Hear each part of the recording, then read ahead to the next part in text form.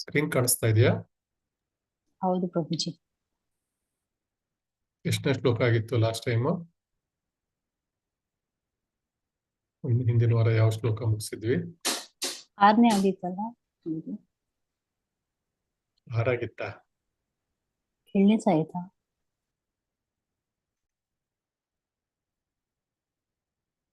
ಎಷ್ಟನೇ ಶ್ಲೋಕ ಆಗಿತ್ತು ಹಿಂದಿನ ದಿವಸ?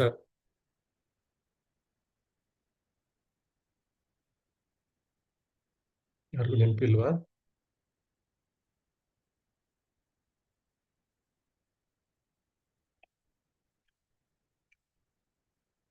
ನೆನಪು ಮಾಡ್ಕೊಳ್ಳಿ, ಅಷ್ಟೊತ್ತಲ್ಲಿ ಪ್ರಾರ್ಥನೆಯನ್ನು ಮುಗಿಸೋಣ.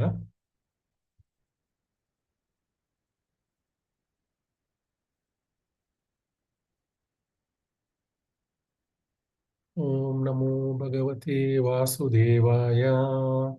ಓಂ ನಮೋ ಭಗವತೆ ವಾಸುದೇವಾಯ. ಓಂ ನಮೋ ಭಗವತೆ ವಾಸುದೇವಾಯ.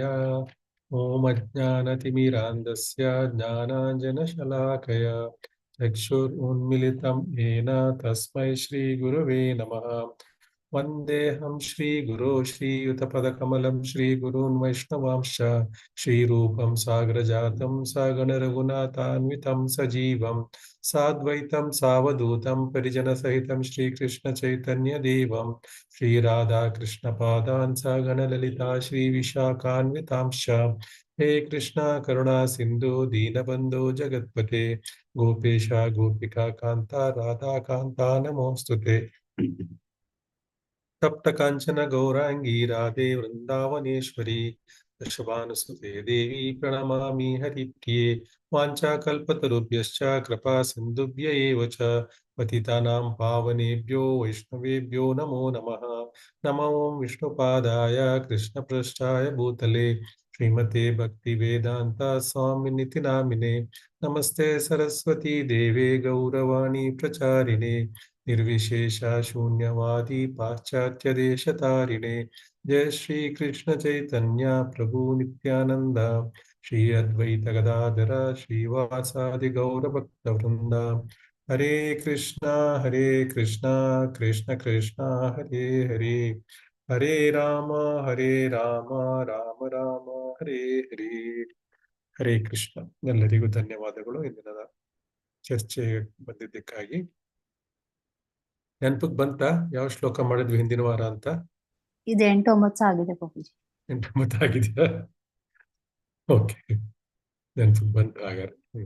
ಓಕೆ, 8, 9ನೇ ಶ್ಲೋಕದಲ್ಲಿ ಏನ್ ತಿಳ್ಕೊಂಡಿದ್ವಿ? ದೇವೋತ್ತಮ ಪರಮಪುರುಷನಿಗೆ ಲೌಕಿಕ ಜನ್ಮ, ಕರ್ಮ, ನಾಮ, ರೂಪ, ಗುಣ ಅಥವಾ ಯಾವುದೇ ದೋಷಗಳಿಲ್ಲ. ಯಾವ ಉದ್ದೇಶಕ್ಕಾಗಿ ಈ ಲೌಕಿಕ ಪ್ರಪಂಚವನ್ನು ಭಗವಂತ ಸೃಷ್ಟಿ ಮಾಡಿದಾನೋ ಮತ್ತು ಅದು ನಾಶವನ್ನು ಮಾಡ್ತಾನೋ ಆ ಉದ್ದೇಶವನ್ನು ಈಡೇರಿಸಲಿಕ್ಕೋಸ್ಕರ ಅವನು ತನ್ನ ಮೂಲ ಅಂತರಂಗ ಶಕ್ತಿಯಿಂದ ವಿವಿಧ ಅವತಾರಗಳಲ್ಲಿ ವಿವಿಧ ಮಾನವ ರೂಪಗಳಲ್ಲಿ ಬರ್ತಾನೆ. ನೋಡ್ಲಿಕ್ಕೆ ಮಾನವ ರೂಪದಲ್ಲಿ ಕಾಣಿಸ್ತಾನೆ, ಆದ್ರೆ ಅವನು ಸಚ್ಚಿದಾನಂದ ವಿಗ್ರಹ. ಯಾವಾಗಲೂ ಅವನ ಸಂಪೂರ್ಣ ದೇಹ ಐಹಿಕ ದೇಹ ಅಲ್ಲ, ಅವನ ಸಂಪೂರ್ಣ ದೇಹ ಆಧ್ಯಾತ್ಮಿಕ ದೇಹವಾಗಿರುತ್ತೆ. ಸೊ ಅದರಿಂದ ಆಧ್ಯಾತ್ಮಿಕ ದೇಹವಾಗಿರೋದ್ರಿಂದ ಭಗವಂತನಲ್ಲಿ ಆ ದೇಹದಲ್ಲಿ ಅನಂತವಾದ ಅಪಾರ ಶಕ್ತಿ ಇದೆ. ಯಾಕಂದ್ರೆ ಸಂಪೂರ್ಣ ಭಗವಂತನ ಶಕ್ತಿ ಅದರಲ್ಲಿ ಇದೆ. ಸೊ ಲೌಕಿಕ ಕಲ್ಮಶಗಳಿಂದ ಮುಕ್ತವಾದ ನಾನಾ ರೂಪಗಳಲ್ಲಿ ಅವನು ಏನ್ ಮಾಡ್ತಾನೆ, ಅವನು ಯಾವುದು ಲೌಕಿಕ ಕಲ್ಮಶ ಇರೋದಿಲ್ಲ ಅವನಿಗೆ. ಅವನೇನ್ ಮಾಡ್ತಾನೆ, ತುಂಬಾ ಆಶ್ಚರ್ಯಕರವಾದ ಕೆಲಸಗಳನ್ನು ಮಾಡ್ತಾನೆ. ಅವನ ಆಶ್ಚರ್ಯಕರ ಅಂದ್ರೆ ಅವನಿಗೆ ಲೀಲೆ, ಅದು ಸಣ್ಣ ಸಣ್ಣ ಕೆಲಸ ಅದು. ಆದ್ರೆ ನಮ್ಗೆ ಆಶ್ಚರ್ಯಕರ ಕಾಣಿಸುತ್ತೆ, ಯಾಕಂದ್ರೆ ನಮ್ ಕೈಲಿ ಅದನ್ನ ಮಾಡ್ಲಿಕ್ಕೆ ಆಗೋದಿಲ್ಲ. ಸಾಮಾನ್ಯ ಮನುಷ್ಯರ ಕೈಲಿ ಅದನ್ನ ಮಾಡ್ಲಿಕ್ಕೆ ಆಗೋದಿಲ್ಲ.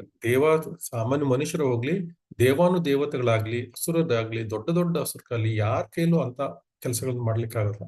ಅಂತಹ ಆಶ್ಚರ್ಯಕರವಾದ ಕಾರ್ಯಗಳನ್ನು ಭಗವಂತ ಮಾಡ್ತಾನೆ. ಆದ್ರಿಂದ ಅವನು ಪರಬ್ರಹ್ಮ, ಕೇವಲ ಪರಬ್ರಹ್ಮ ಮಾತ್ರ ಅಂತ ಆಶ್ಚರ್ಯಕರ ಕೆಲಸಗಳನ್ನು ಮಾಡ್ಲಿಕ್ಕೆ ಸಾಧ್ಯ. ಸೊ ಗಜೇಂದ್ರ ಹೇಳ್ತಾನೆ, ನಾವು ಗಜೇಂದ್ರ ಮೋಕ್ಷದ ಒಂದು ಸನ್ನಿವೇಶವನ್ನು ನಾವಿಲ್ಲಿ ಚರ್ಚೆ ಮಾಡ್ತಾ ಇದೀವಿ. ಗಜೇಂದ್ರ ಮೋಕ್ಷದಲ್ಲಿ ಗಜೇಂದ್ರ ಕೊನೆಗೆ ಭಗವಂತ ಬಂದಾಗ ಭಗವಂತನ ಒಂದು ಸಾಕ್ಷಾತ್ಕಾರವಾದಾಗ ಭಗವಂತನಿಗೆ ತನ್ನ ಪ್ರಾರ್ಥನೆಗಳನ್ನು ಸಲ್ಲಿಸ್ತಾ ಇದ್ದಾನೆ. ಸೊ ಗಜೇಂದ್ರ ತನ್ನ ಶರಣಾಗತಿಯನ್ನು ಇಲ್ಲಿಗೆ ಸಲ್ಲಿಸ್ತಾ ಇದ್ದಾನೆ. ಸೊ ಇದು ನಾವು 8 ಮತ್ತು 9ನೇ ಶ್ಲೋಕ ಹಿಂದಿನ ದಿವಸ ನೋಡಿದ್ವಿ. ಈಗ 10ನೇ ಶ್ಲೋಕಕ್ಕೆ ಹೋಗೋಣ. ಫಸ್ಟ್ ಓದ್ತೀನಿ, ರಿಪೀಟ್ ಮಾಡೋಣ. ಓದೋರು ಹ್ಯಾಂಡ್ ರೈಸ್ ಮಾಡಿ. ನಮಃ ಆತ್ಮ ಪ್ರದೀಪಾಯ ಸಾಕ್ಷಿಣೆ ಪರಮಾತ್ಮನೆ ನಮೋ ಗಿರಾಂ ವಿದೂರಾಯ ಚೇತಸಾಮಪಿ. ರಿಪೀಟ್ ಮಾಡೋಣ. ನಮಃ ಆತ್ಮ ಪ್ರದೀಪಾಯ ನಮ ಆತ್ಮ ಪ್ರದೀಪಾಯ ಸಾಕ್ಷಿಣೆ ಪರಮಾತ್ಮನೆ. ಸಾಕ್ಷಿಣೆ ಪರಮಾತ್ಮನೆ. ಎಲ್ಲರೂ ರಿಪೀಟ್ ಮಾಡಿ, ಎಲ್ಲರೂ ಹೇಳಿ, ಎಲ್ಲರೂ ಅನ್ಮ್ಯೂಟ್ ಮಾಡ್ಕೊಳ್ಳಿ, ಎಲ್ಲರೂ ಹೇಳಿ. ನಮ ಆತ್ಮ ಪ್ರದೀಪಾಯ ಸಾಕ್ಷಿಣೆ ಪರಮಾತ್ಮನೆ. ನಮ ಆತ್ಮ ಪ್ರದೀಪಾಯ ಸಾಕ್ಷಿಣೆ ಪರಮಾತ್ಮನೆ. ನಮೋ ಗಿರಾಂ ವಿದೂರಾಯ ಮನಶ್ಚೇತಸಾಮಪಿ. ನಮೋ ಗಿರಾಂ ವಿದೂರಾಯ ಮನಶ್ಚೇತಸಾಮಪಿ. ನಮೋ ಗಿರಾಂ ವಿದೂರಾಯ ಮನಶ್ಚೇತಸಾಮಪಿ. ನಮೋ ಗಿರಾಂ ವಿದೂರಾಯ ಮನಶ್ಚೇತಸಾಮಪಿ. ನಮ ಆತ್ಮ ಪ್ರದೀಪಾಯ ಸಾಕ್ಷಿಣೆ ಪರಮಾತ್ಮನೆ. ನಮ ಆತ್ಮ ಪ್ರದೀಪಾಯ ಸಾಕ್ಷಿಣೆ ಪರಮಾತ್ಮನೆ. ನಮ ಆತ್ಮ ಪ್ರದೀಪಾಯ ಸಾಕ್ಷಿಣೆ ಪರಮಾತ್ಮನೆ. ನಮ ಆತ್ಮ ಪ್ರದೀಪಾಯ ಸಾಕ್ಷಿಣೆ ಪರಮಾತ್ಮನೆ. ನಮೋ ಗಿರಾಂ ವಿದೂರಾಯ ಮನಶ್ಚೇತಸಾಮಪಿ. ನಮೋ ಗಿರಾಂ ವಿದೂರಾಯ ಮನಶ್ಚೇತಸಾಮಪಿ. ವರ್ಡ್ ಮೀನಿಂಗ್ ನೋಡೋಣ. ನಮಃ, ನನ್ನ ಗೌರವಪೂರ್ಣ ನಮಸ್ಕಾರಗಳನ್ನು ಅರ್ಪಿಸುತ್ತೇನೆ. ನಮಃ, ನನ್ನ ಗೌರವಪೂರ್ಣ ನಮಸ್ಕಾರಗಳನ್ನು ಅರ್ಪಿಸುತ್ತೇನೆ. ಆತ್ಮ ಪ್ರದೀಪಾಯ, ಸ್ವಯಂ ಪ್ರಕಾಶನಿಗೆ ಅಥವಾ ಜೀವಿಗಳಿಗೆ ತಿಳುವಳಿಕೆ ನೀಡುವವನಿಗೆ.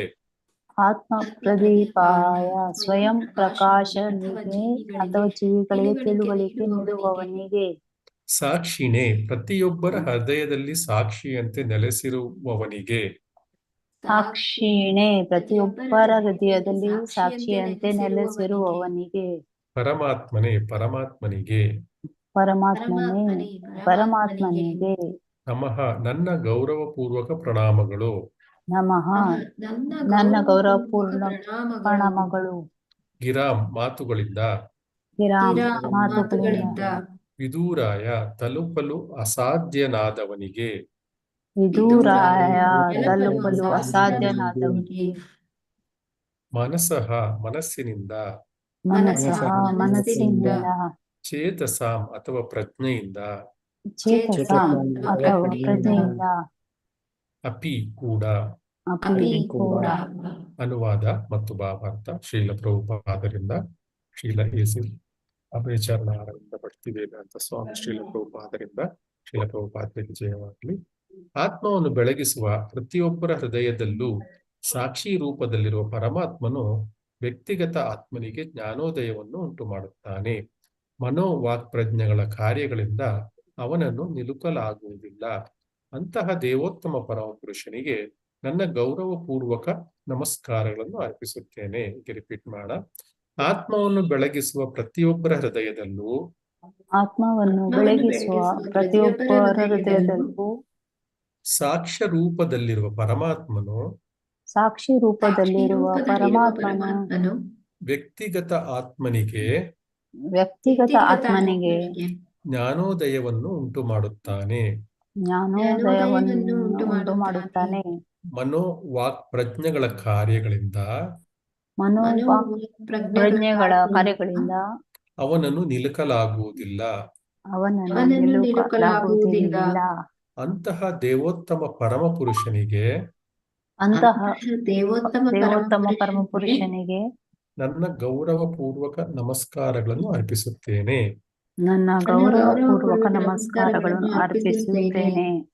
ಹರೇ ಕೃಷ್ಣ. ಭಾವಾರ್ಥ ಯಾರು ಹೋಗ್ತೀರಾ? ಯಾರು ಹ್ಯಾಂಡ್ ರೈಸ್ ಮಾಡಿಲ್ಲ. ಹರೇ ಕೃಷ್ಣ ಪ್ರಭುಜಿ. ಓದ್ಲಾ ಪ್ರಭುಜಿ? ಓದಿ ಪ್ರಭುಜಿ. ಭಾವಾರ್ಥ.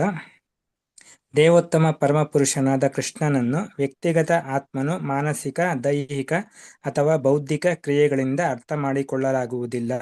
ದೇವೋತ್ತಮ ಪರಮಪುರುಷನ ಅನುಗ್ರಹದಿಂದ ವ್ಯಕ್ತಿಗತ ಆತ್ಮನಿಗೆ ಜ್ಞಾನೋದಯವಾಗುತ್ತದೆ. ಆದುದರಿಂದ ಭಗವಂತನು ಇಲ್ಲಿ ಆತ್ಮ ಪ್ರದೀಪ ಎಂದು ವರ್ಣಿಸಲಾಗಿದೆ. ಭಗವಂತನು ಸೂರ್ಯನ ಹಾಗೆ. ಸೂರ್ಯನು ಎಲ್ಲವನ್ನೂ ಬೆಳಗಿಸುತ್ತಾನೆ, ಆದರೆ ಅವನನ್ನು ಯಾರೂ ಬೆಳಗಿಸಲು ಸಾಧ್ಯವಿಲ್ಲ. ಆದುದರಿಂದ ವ್ಯಕ್ತಿಯು ಪರಮಪ್ರಭುವನ್ನು ಅರಿಯಬೇಕೆಂಬ ತೀವ್ರವಾದ ಆಸಕ್ತಿಯನ್ನು ಹೊಂದಿದ್ದರೆ ಭಗವದ್ಗೀತೆಯಲ್ಲಿ ಬೋಧಿಸಿರುವ ಪ್ರಕಾರ ಭಗವಂತನಿಂದ ಜ್ಞಾನೋದಯವನ್ನು ಪಡೆಯಬೇಕು. ವ್ಯಕ್ತಿಯು ತನ್ನ ಮಾನಸಿಕ, ದೈಹಿಕ ಹಾಗೂ ಬೌದ್ಧಿಕ ಶಕ್ತಿಗಳಿಂದ ದೇವೋತ್ತಮ ಪರಮಪುರುಷನನ್ನು ಅರಿತುಕೊಳ್ಳಲು ಸಾಧ್ಯವಿಲ್ಲ. ಹರೇ ಪ್ರಭುಜಿ, ಕೃಷ್ಣ ಪ್ರಭುಜಿ. ಅಷ್ಟೇ ಹರೇ ಅಷ್ಟೇ. ಕೃಷ್ಣ ಪ್ರಭುಜಿ. ಹರೇ ಧನ್ಯವಾದಗಳು ಕೃಷ್ಣ, ಪ್ರಭುಜಿ. ಧನ್ಯವಾದ. ಇಲ್ಲಿ ಈ ಶ್ಲೋಕದಲ್ಲಿ ಭಗವಂತನ ಒಂದು ಅತೀಂದ್ರಿಯ ಸ್ವರೂಪವನ್ನು ನಮ್ಗೆ ನೋಡ್ಲಿಕ್ಕೆ ಸಿಗುತ್ತೆ. ಈ ಶ್ಲೋಕದಲ್ಲಿ ಜ್ಞಾನ, ಸಾಕ್ಷಿತ್ವ ಮತ್ತು ಎಲ್ಲಾ ಮಾನವ ಗ್ರಹಿಗಳಿಗೆ ಮೀರಿದ ಭಗವಂತನ ಗುಣಗಳನ್ನು ಈ ಶ್ಲೋಕದಲ್ಲಿ ಗಜೇಂದ್ರ ಹೇಳ್ತಾ ಇದ್ದಾನೆ, ಸ್ತುತಿ ಮಾಡ್ತಾ ಇದ್ದಾನೆ. ಸೊ ಇಲ್ಲಿ ನಾವು ನೋಡ್ಬೇಕಾಗಿರೋದು ಮುಖ್ಯವಾದ ಶಬ್ದಗಳು ಅಂದ್ರೆ, ಮೊದಲನೇದು ನಮಃ ಆತ್ಮ ಪ್ರದೀಪಾಯ. ಅಂದ್ರೆ ಇಲ್ಲಿ ಆತ್ಮ ಪ್ರದೀಪ ಅಂದ್ರೆ ಸ್ವಯಂ ಪ್ರಕಾಶನಾದವನು. ಅಂತಹ ಆತ್ಮ ಪ್ರಕಾಶನವನು ಆತ್ಮವನ್ನು ಮತ್ತೆ ಸ್ವಯಂ ಪ್ರಕಾಶಮಾನ ಮತ್ತೆ ನನ್ನ ಆತ್ಮವನ್ನು ಕೂಡ ಬೆಳಗಿಸುವವನು ಅವನೇ. ಇಲ್ಲಿ ಭಗವಂತನನ್ನು ಆತ್ಮ ಪ್ರದೀಪ ಅಂದ್ರೆ ಅದರ ಅರ್ಥ ಏನು ಅಂದ್ರೆ, ಅವನು ತನ್ನ ಸ್ವಂತ ಜ್ಞಾನದಿಂದಲೇ ಅವನು ಪ್ರಕಾಶಿಸ್ತಾನೆ. ಅವನು ಜೊತೆಗೆ ಇತರ ಜೀವಿಗಳ ಆತ್ಮವನ್ನು ಕೂಡ ಅವನು ಬೆಳಗಿಸ್ತಾನೆ ಅಥವಾ ಪ್ರಕಾಶ ಮಾಡ್ತಾನೆ. ಈ ಜಗತ್ತಿನಲ್ಲಿ ನಮ್ಗೆ ಯಾವುದೇ ಜ್ಞಾನದ ಬೆಳಕು ಬರಲಿ, ಅದು ಕೇವಲ ಅವನ ಮೂಲಕವಾಗಿಯೇ ಬರೋದು, ಬೇರೆ ಯಾರಿಂದ ಮೂಲಕವಾಗಿ ಬರ್ಲಿಕ್ಕೆ ಸಾಧ್ಯ ಇಲ್ಲ. ಬೇರೆ ಮಧ್ಯದಲ್ಲಿ ಯಾರಾದ್ರೂ ಗುರುಗಳಿರ್ಬೋದು, ಇನ್ನೊಬ್ರು ಯಾರು ಇರ್ಬೋದು, ಆದ್ರೆ ಮೂಲ ಯಾರು? ಭಗವಂತ. ಅದು ಮೊದಲು ಫಸ್ಟ್ ಪಾಯಿಂಟ್ ನಮ್ಮ ಆತ್ಮ ಪ್ರದೀಪ. ಎರಡನೇದೇನು ಅಂದ್ರೆ ಸಾಕ್ಷಿಣೆ ಪರಮಾತ್ಮನೆ ಅಂತ ಗಜೇಂದ್ರ ಹೇಳ್ತಾ ಇದ್ದಾರೆ. ಸಾಕ್ಷಿಣೆ ಅಂದ್ರೆ ಭಗವಂತ ಸರ್ವಸಾಕ್ಷಿ. ಭಗವಂತನ ಎಲ್ಲ ಜೀವಿಗಳ ಹೃದಯದಲ್ಲಿ ಪರಮಾತ್ಮನಾಗಿ ನೆಲೆಸಿದೆ. ನಮ್ಗೆ ಗೊತ್ತು, ಕ್ಷೀರೋದಕ ಶಾಹಿಯಾಗಿ ಭಗವಂತ ಎಲ್ಲ ಜೀವಿಗಳ ಹೃದಯದಲ್ಲಿ ವಿಸ್ತರಿಸಿಕೊಂಡಿದ್ದಾನೆ. ಅದೇ ರೀತಿ ಆದ್ರಿಂದ ಅವನು ಎಲ್ಲ ಜೀವಿಗಳಲ್ಲಿ ಇರುವುದರಿಂದ ಅವನು ಎಲ್ಲರ ಕ್ರಿಯೆಗಳನ್ನು ಮತ್ತು ಆಲೋಚನೆಗಳನ್ನು ಮತ್ತು ಆ ಮನುಷ್ಯನ ಅಥವಾ ಆ ಜೀವಿಯ ಇಚ್ಛೆಗಳನ್ನು ಅವನು ವೀಕ್ಷಣೆ ಮಾಡ್ತಾನೆ. ಮತ್ತು ಅದರಲ್ಲಿ ಯಾವುದೇ ತರಹದ ತಡೆ ಉಂಟು ಮಾಡುವುದಿಲ್ಲ. ಯಾವುದೇ ಕಾರ್ಯಗಳಲ್ಲೂ ಅವನು ತೊಡಗುವುದಿಲ್ಲ. ಅವನು ಸಂಪೂರ್ಣವಾಗಿ ನಿಷ್ಪಕ್ಷಪಾತವಾಗಿ ಅವನು ಅದನ್ನು ವೀಕ್ಷಣೆ ಮಾಡ್ತಾ ಇರ್ತಾನೆ. ಅವನು ಕೇವಲ ಸಾಕ್ಷಿ. ಜೀವ ಮಾಡುವ ಎಲ್ಲ ಪ್ರತಿಯೊಂದು ಕಾರ್ಯಗಳಿಗೂ, ಮಾಡುವ ಯೋಚನೆಗಳಿಗೂ ಮತ್ತು ಆಲೋಚನೆಗಳು, ಮಾಡುವ ಕ್ರಿಯೆಗಳು ಮತ್ತು ಜೀವಿಯ ಇಚ್ಛೆಗಳು ಏನೇನಿದೆ ಎಲ್ಲದಕ್ಕೂ ಕೂಡ ಅವನು ಕೇವಲ ಸಾಕ್ಷಿ, ನಿಷ್ಪಕ್ಷವಾದ ಸಾಕ್ಷಿ. ನಂತರ ಮೂರನೇದು ಗಜೇಂದ್ರ ಏನ್ ಹೇಳ್ತಾ ಇದ್ದಾನೆ, ನಮೋ ಗಿರಾಂ ವಿದೂರಾಯ. ಮತ್ತೆ ನಮೋ ಗಿರಾಮ್ ಅಂದ್ರೆ ಮಾತಿಗೆ ಮೀರಿದವನಿಗೆ ಭಗವಂತ. ಅವನನ್ನು ನಾವು ಎಷ್ಟು ಮಾತುಗಳಲ್ಲಿ ಹೊಗಳಿದ್ರು ಅದು ಅವನನ್ನು ಸಂಪೂರ್ಣವಾಗಿ ಹೋಗ್ಲಿಕ್ಕೆ ಸಾಧ್ಯವಿಲ್ಲ. ಅದರಿಂದ ನಮೋ ಗಿರಾಂ ವಿದೂರಾಯ ಅಂತ ಹೇಳಿ ಭಗವಂತನ ಸ್ವರೂಪ ಮತ್ತು ಲೀಲೆಗಳನ್ನು ನಾವು ನಮ್ಮ ಸಾಮಾನ್ಯವಾದ ಭಾಷೆ ಮತ್ತು ಶಬ್ದಗಳಿಂದ ಎಂದಿಗೂ ವರ್ಣಿಸ್ಲಿಕ್ಕೆ ಸಾಧ್ಯ ಇಲ್ಲ. ನಾವು ಪ್ರಯತ್ನ ಪಡಬಹುದಷ್ಟೇ, ಆದ್ರೆ ಎಂದಿಗೂ ಸಂಪೂರ್ಣವಾಗಿ ವರ್ಣಿಸ್ಲಿಕ್ಕೆ ಸಾಧ್ಯವಿಲ್ಲ. ನಮ್ಮ ಮಾತುಗಳು ಮತ್ತು ತರ್ಕಗಳು ಕೇವಲ ಭೌತಿಕ ಜಗತ್ತಿಗೆ ಸೀಮಿತವಾಗಿ, ಅಂದ್ರೆ ನಮಗೆ ಭೌತಿಕ ಜಗತ್ತನ್ನು ಬಿಟ್ಟು ಆಡ್ಲಿಕ್ಕೆ ಯಾವ ಮಾತುಗಳು ನಮ್ಗೆ ಬರೋದೇ ಇಲ್ಲ, ನಮ್ಗೆ ಅದರ ಜ್ಞಾನವೇ ಇಲ್ಲ. ಸೊ ಆದ್ರಿಂದ ಭಗವಂತ ಆ ಭೌತಿಕ ಜಗತ್ತಿಗೆ ಲಿಮಿಟ್ ಅಲ್ಲಿ ಇಲ್ಲ. ಅವನು ಭಗವಂತ ಭೌತಿಕ ಜಗತ್ತಿನ ಲಿಮಿಟ್ ಇಂದ ಆಚೆಗಿದ್ದಾನೆ, ಅತೀಂದ್ರಿಯ ಅವನು. ಆದ್ರಿಂದ ನಾವು ಇದು ಭೌತಿಕ ಜಗತ್ತಿನ ಮಾತುಗಳನ್ನು ಬಳಸ್ಕೊಂಡು, ಶಬ್ದಗಳನ್ನು ಬಳಸ್ಕೊಂಡು ಅತೀಂದ್ರಿಯನಾದ ಭಗವಂತನನ್ನು ನಾವು ಗ್ರಹಿಸ್ಲಿಕ್ಕೆ ಸಾಧ್ಯವಿಲ್ಲ ಮತ್ತು ವಿವರಿಸ್ಲಿಕ್ಕೆ ಕೂಡ ಸಾಧ್ಯವಿಲ್ಲ. 4ನೇ ಪಾಯಿಂಟ್ ಇಲ್ಲಿ ಏನ್ ಹೇಳ್ತಾ ಇದ್ದಾನೆ ಗಜೇಂದ್ರನೇ, ಮನಶ್ಚೇತಸಾಮಪಿ ಅಂತ ಹೇಳ್ತಾ ಇದ್ದಾನೆ. ಅಂದ್ರೆ ಮನಸ್ಸು ಮತ್ತು ಬುದ್ಧಿಗೆ ಮೀರಿದವನಿಗೆ ಮನಶ್ಚೇತಸಾಮಪಿ ಅಂತ ಹೇಳಿ ನಮೋ ಗಿರಾಂ ವಿದೂರಾಯ ನೋಡಿದ್ವಿ ನಾವು. ಇನ್ನಂತರ ಮನಶ್ಚೇತಸಾಮಪಿ ಇನ್ನೊಂದು ಹೇಳ್ತಾ ಇದ್ದಾನೆ. ಇಲ್ಲಿ ಮನಶ್ಚೇತಸಾಮ್ ಅಂದ್ರೆ ಮನಸ್ಸು ಮತ್ತು ಬುದ್ಧಿಗೂ ಮೀರಿದವನಿಗೆ, ಅಂದ್ರೆ ಐಹಿಕ ಜಗತ್ತಿನಿರುವ ಜನಗಳ ಮನಸ್ಸು ಮತ್ತು ಅದರ ಬುದ್ಧಿಗೂ ಮೀರಿದವನು. ನಮಸ್ಕಾರ ಅಂತವನಿಗೆ ನಮಸ್ಕಾರಗಳು. ಮನಶ್ಚೇತಸ ಭಗವಂತನನ್ನು ನಾವು ಕೇವಲ ಮಾತುಗಳಿಂದ ಅಥವಾ ನಮ್ಮ ಬುದ್ಧಿಯಿಂದ ಅರ್ಥ ಮಾಡ್ಕೊಳ್ಳಿಕ್ಕೆ ಸಾಧ್ಯವಿಲ್ಲ. ಮತ್ತು ಭೌತಿಕ ಬುದ್ಧಿಗೂ ಭೌತಿಕ ಪರಿಮಿತಿಗಳಿದ್ದಾವೆ. ಸೊ ಅದರಿಂದ ಅದರಲ್ಲೇ ಆ ಪರಿಮಿತಿಯಲ್ಲೇ ಭೌತಿಕ ಬುದ್ಧಿ ಕೆಲಸ ಮಾಡುತ್ತೆ. ಅಂದ್ರೆ ಒಂದು ರೀತಿಯ ಕೂಪ ಮಂಡುಕ ನ್ಯಾಯ ಅಂದ್ಬಿಟ್ಟು. ಸೊ ಆ ಕೂಪ ಮಂಡುಕದಲ್ಲಿ ಕಪ್ಪೆಗೆ ಬಾವಿ ಬಿಟ್ಟರೆ ಬೇರೆ ಏನೂ ಗೊತ್ತಿಲ್ಲ. ಅದೇ ರೀತಿ ನಮ್ಗೂ ಕೂಡ ನಾವು ಯಾವ ಬಾವಿಯಲ್ಲಿ ಇದ್ದೀವೋ ಆ ಬಾವಿ ಬಿಟ್ಟರೆ ನಮ್ಗೆ ಏನು ಗೊತ್ತಿಲ್ಲ. ಈ ಬ್ರಹ್ಮಾಂಡದ ವಿಷಯಗಳು ಕೂಡ ನಮ್ಗೆ ಸರಿಯಾಗಿ ಗೊತ್ತಿಲ್ಲ. ನಾವು ಯಾವ ದೇಹದಲ್ಲಿದ್ದೀವಿ ಆ ದೇಹದ ವಿಷಯ ಕೂಡ ನಮ್ಗೆ ಸಂಪೂರ್ಣವಾಗಿ ಅದರ ಮಾಹಿತಿ ಇಲ್ಲ ನಮ್ಗೆ. ದೊಡ್ಡ ದೊಡ್ಡ ಸೈಂಟಿಸ್ಟ್ಗಳು ಕೂಡ ದೇಹದ ಮೇಲೆ ಇನ್ನೂ ರಿಸರ್ಚ್ ಮಾಡ್ತಾನೆ ಇದ್ದಾರೆ. ಯಾವ ಅಂಗ ಏನೇನ್ ಕೆಲಸ ಮಾಡುತ್ತೆ ಅಂತ ಅವ್ರು ಕೂಡ ಇನ್ನು ಸರಿಯಾಗಿ ಗೊತ್ತಿಲ್ಲ. ಸೊ ಅವ್ರು ಮಾಡ್ತಾ ಇದ್ದಾರೆ, ಅವ್ರು ತಿಳಿದ ಮಟ್ಟಿಗೆ ನಮ್ಗೆ ಹೇಳ್ತಾ ಇದ್ದಾರೆ ಅಷ್ಟೇ. ಆದರೆ ಭಗವಂತನಿಗೆ ಯಾವುದೇ ಪರಿಮಿತಿ ಇಲ್ಲ. ಆದ್ರಿಂದ ಅವನನ್ನು ಸಂಪೂರ್ಣವಾಗಿ ಗ್ರಹಿಸ್ಬೇಕು ಅಂದ್ರೆ ನಾವು ಕೇವಲ ಧ್ಯಾನ, ಬುದ್ಧಿಮತ್ತೆ ಅಥವಾ ತರ್ಕದಿಂದ ಮಾಡ್ಲಿಕ್ಕೆ ಸಾಧ್ಯ ಇಲ್ಲ. ಅವನನ್ನು ಅರ್ಥ ಮಾಡ್ಕೊಳ್ಳಿಕ್ಕೆ ಎರಡು ಮಾಡಬೇಕು ನಾವು. ಒಂದು, ನಾವು ಭಕ್ತಿ ಮಾಡಬೇಕು ಮತ್ತು ಭಗವಂತನ ಕೃಪೆಗಾಗಿ ಪ್ರಾರ್ಥನೆ ಮಾಡಬೇಕು. ಸೊ ನಮ್ಮ ಭಕ್ತಿ, ಭಗವಂತ ಮತ್ತು ಗುರುವಿನ ಕೃಪೆ, ಈ ಮೂಲಕವಾಗಿ ನಾವು ಭಗವಂತನ ಅರ್ಥ ಮಾಡ್ಕೊಳ್ಳಿಕ್ಕೆ ಸಾಧ್ಯ. ಭಗವಂತ ಇಲ್ಲಿ ನಾವು ಸಮರೈಸ್ ಮಾಡುವುದು ಅಂದ್ರೆ, ಭಗವಂತ ಸ್ವಯಂ ಪ್ರಕಾಶ, ಸರ್ವಸಾಕ್ಷಿ ಮತ್ತು ಎಲ್ಲ ಮಾನವ ಗ್ರಹಿಕೆ ಮತ್ತು ಅಭಿವ್ಯಕ್ತಿಗಳಿಗೆ ಅವನು ಮೀರಿದವನು. ಈ ಶ್ಲೋಕದಲ್ಲಿ ನಾವು ಮುಖ್ಯವಾಗಿ ತಿಳ್ಕೊಬೇಕಂದ್ರೆ, ಭಗವಂತನ ಅರ್ಥ ಮಾಡ್ಕೊಳ್ಬೇಕೆ ನಮ್ಮ ಸೀಮಿತ ಸಾಮರ್ಥ್ಯಗಳು ಯಾವ ಮೂಲೆಗೂ ಸಾಲೋದಿಲ್ಲ. ನಾವು ಅರ್ಥ ಮಾಡ್ಕೊಳ್ಬೇಕಂದ್ರೆ ಕೇವಲ ಭಕ್ತಿ ಮತ್ತು ಶರಣಾಗತಿಯ ಮೂಲಕ ಮಾತ್ರ ಭಗವಂತನನ್ನು ಅರ್ಥ ಮಾಡ್ಕೊಳ್ಳಿಕ್ಕೆ ಸಾಧ್ಯ. ಇನ್ನು ಯಾರಾದ್ರೂ ಏನಾದ್ರು ಆಡ್ ಮಾಡ್ಲಿಕ್ಕೆ ಇಷ್ಟಪಡ್ತೀರಾ? ಕೀ ಕೊಟ್ಟ ನೆಕ್ಸ್ಟ್ ಶ್ಲೋಕಕ್ಕೆ ಹೋಗೋಣ. ಯಾರಿಗೂ ಏನು ಹೇಳ್ಬೇಕಾ? ಹರೇ ಕೃಷ್ಣ. ಯಾರಿಗಾದ್ರು ಏನಾದ್ರು ಹೇಳಲಿಕ್ಕೆ ಇಷ್ಟಪಡ್ತೀರಿ ಈ ಶ್ಲೋಕದ ಮೇಲೆ? ಇಲ್ಲ ಪ್ರಭುಜಿ. ಮುಂದಕ್ಕೆ ಹೋಗೋಣ ಹಾಗಾದ್ರೆ 11ನೇ ಶ್ಲೋಕಕ್ಕೆ.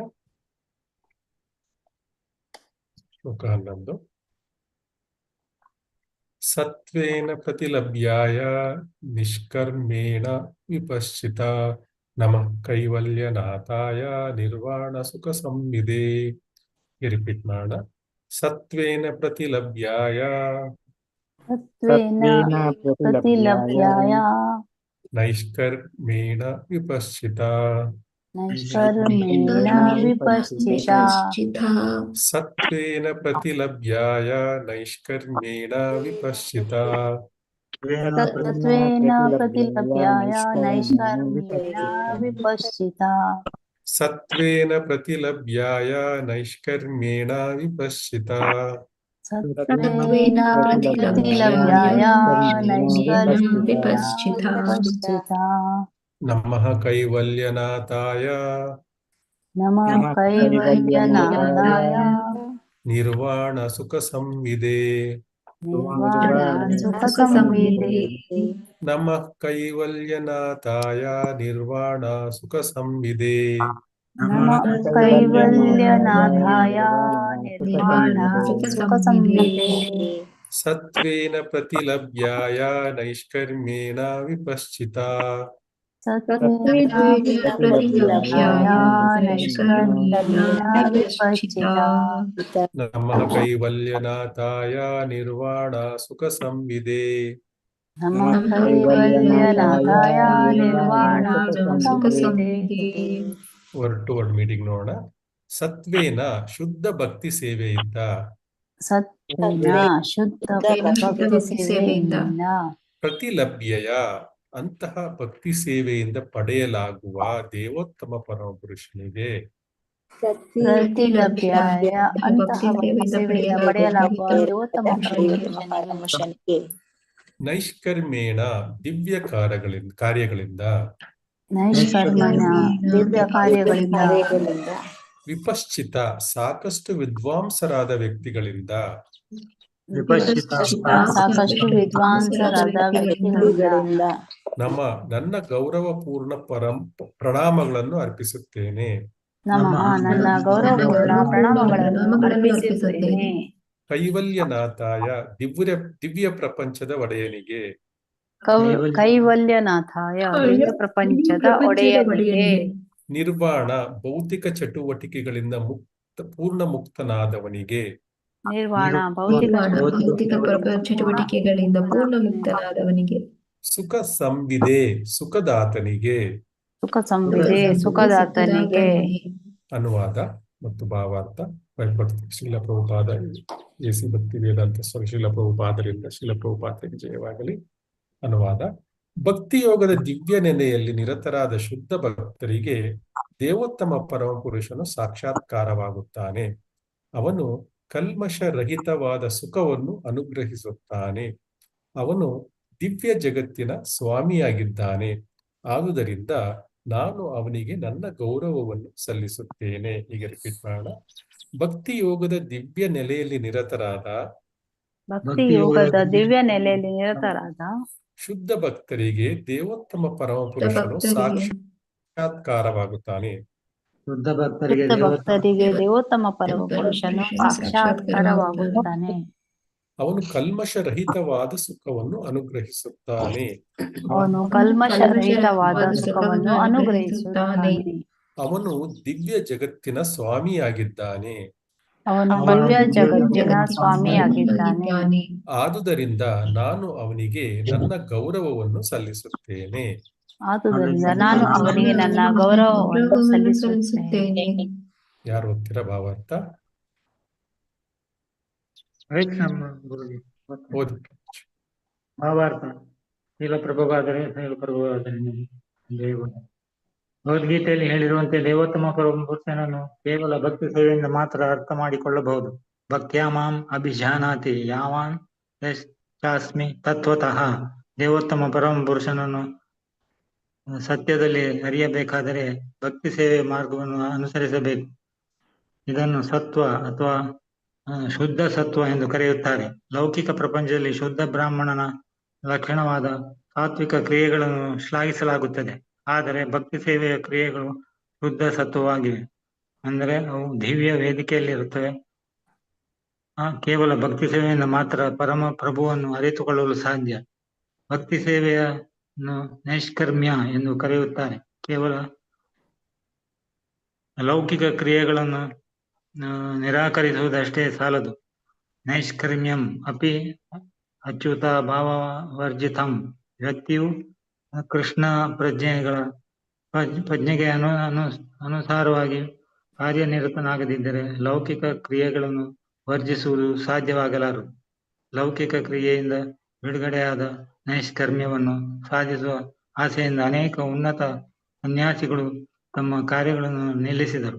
ಆದರೆ ಅವರು ವಿಫಲರಾಗಿ ಮತ್ತೆ ಪ್ರಾಪಂಚಿಕರಾಗಿ ವ್ಯವಹರಿಸಲು ಲೌಕಿಕ ವೇದಿಕೆಗಳಿಗೆ ಹಿಂದಿರುಗಿದರು. ಆದರೆ ಒಮ್ಮೆ ವ್ಯಕ್ತಿಯು ಭಕ್ತಿಯೋಗ ಕ್ರಿಯೆಗಳಲ್ಲಿ ತೊಡಗಿ ಪತನ ಹೊಂದುವುದಿಲ್ಲ. ಆದ್ದರಿಂದ ನಮ್ಮ ಕೃಷ್ಣ ಪ್ರಜ್ಞಾ ಆಂದೋಲನವು ಪ್ರತಿಯೊಬ್ಬನನ್ನು ಸದಾ ಆಧ್ಯಾತ್ಮಿಕ ಕ್ರಿಯೆಯಲ್ಲಿ ತೊಡಗಿಸುವ ಒಂದು ಪ್ರಯತ್ನ. ಆದ್ದರಿಂದ ವ್ಯಕ್ತಿಯು ಲೌಕಿಕ ಕ್ರಿಯೆಗಳಿಗೆ ಅತೀತನಾಗುತ್ತಾನೆ. ಭಕ್ತಿ ಮಾರ್ಗದ ಆಧ್ಯಾತ್ಮಿಕ ಕ್ರಿಯೆಗಳು ಶ್ರವಣಂ ಕೀರ್ತನಂ ವಿಷ್ಣು ಸ್ಮರಣಂ ಪಾದ ಸೇವನಂ. ವ್ಯಕ್ತಿಯನ್ನು ದೇವೋತ್ತಮ ಪರಮಪುರುಷನನ್ನು ಅರಿಯುವತ್ತ ಒಯ್ಯುವುದು. ಆದುದರಿಂದ ಇಲ್ಲಿ ಹೇಳಿರುವಂತೆ ಸತ್ವೇನ ಪ್ರತಿಲಭ್ಯಾಯ ನೈಷ್ಕರ್ಮ್ಯೇಣ ವಿಪಶ್ಚಿತ, ಎಂದರೆ ಭಕ್ತಿಯೋಗದ ದಿವ್ಯ ಅಸ್ತಿತ್ವದಲ್ಲಿ ವರ್ತಿಸುವ ಪರಿಶುದ್ಧ ಭಕ್ತರು ದೇವೋತ್ತಮ ಪರಮಪುರುಷನನ್ನು ಸಾಕ್ಷಾತ್ಕಾರ ಮಾಡಿಕೊಳ್ಳುತ್ತಾರೆ. ಗೋಪಾಲ ತಾಪನೆ ಉಪನಿಷತ್ತು 15 ಹೀಗೆ ಹೇಳುತ್ತದೆ. ಭಕ್ತಿರ್ ಅಸ್ಯ ಭಜನಂ ತದ್ ಇಹಾಮೂತ್ರೋಪಾದಿ ನ್ಯೈ ರಾಸ್ಯೇ ನ್ಯೈ ವಾಮುಷ್ಟಿನಂ ಮನಸ ಕಲ್ಪನಂ ಏತದ್ ಏನ ಚ ನೈಷ್ಕರ್ಮ್ಯಂ. ಇದು ನೈಷ್ಕರ್ಮ್ಯದ ವ್ಯಾಖ್ಯಾನ. ವ್ಯಕ್ತಿಯು ಕೃಷ್ಣ ಪ್ರಜ್ಞೆಯ ಕಾರ್ಯಗಳಲ್ಲಿ ಸಂಪೂರ್ಣವಾಗಿ ಮಗ್ನನಾದಾಗ ಏದಲ್ಲಾಗಲಿ ಅಥವಾ ಊರ್ಧ್ವ ಗ್ರಹವ್ಯೂಹಗಳಲ್ಲಾಗಲಿ ಈ ಜನ್ಮದಲ್ಲಾಗಲಿ ಅಥವಾ ಮುಂದಿನ ಜನ್ಮದಲ್ಲಾಗಲಿ ಭೋಗಿಸಬೇಕೆಂಬ ಲೌಕಿಕ ಕಾಮನೆಗಳಿಲ್ಲದೆ ನೈಷ್ಕರ್ಮ್ಯದಲ್ಲಿ ಕಾರ್ಯ ಮಾಡುತ್ತಾನೆ. ಇಹ ಅಮೂತ್ರ ಅನ್ಯಾಭಿಲಾಷಿತ ಶೂನ್ಯಂ. ವ್ಯಕ್ತಿಯು ಎಲ್ಲಾ ಕಲ್ಮಶಗಳಿಂದ ಮುಕ್ತನಾಗಿ ಗುರುವಿನ ನಿರ್ದೇಶನದಲ್ಲಿ ಭಕ್ತಿ ಸೇವೆಯಲ್ಲಿ ಕಾರ್ಯ ಮಾಡಿದಾಗ ನೈಷ್ಕರ್ಮ್ಯದ ವೇದಿಕೆಯಲ್ಲಿರುತ್ತಾನೆ. ಅಂತಹ ದಿವ್ಯ ಭಕ್ತಿ ಸೇವೆಯಿಂದ ಭಗವಂತನಿಗೆ ಸೇವೆ ಸಲ್ಲುತ್ತದೆ. ನಾನು ಅವನಿಗೆ ಗೌರವಪೂರ್ವಕ ನಮಸ್ಕಾರಗಳನ್ನು ಸಲ್ಲಿಸ್ತೇನೆ. ಹರೇ ಕೃಷ್ಣ ಪ್ರಭುಜಿ. ನಮಸ್ತೆ. ಹರೇ ಕೃಷ್ಣ. ಧನ್ಯವಾದಗಳು. ಶ್ಲೋಕ 11ರ ಒಂದು ಬಗ್ಗೆ ವಿವರಣೆಯನ್ನು ತಿಳ್ಕೊಳ್ಳಿಕ್ಕೆ ಪ್ರಯತ್ನ ಪಡೋಣ.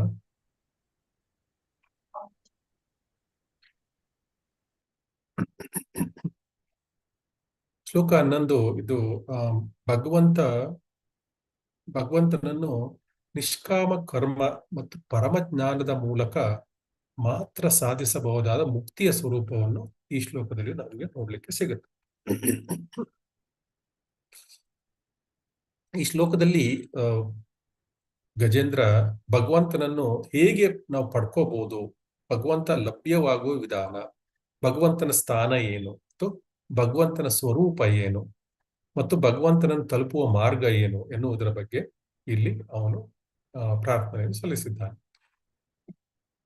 ಮೊದಲನೆಯದು ಸತ್ವೇನ ಪ್ರತಲಭ್ಯಾಯ.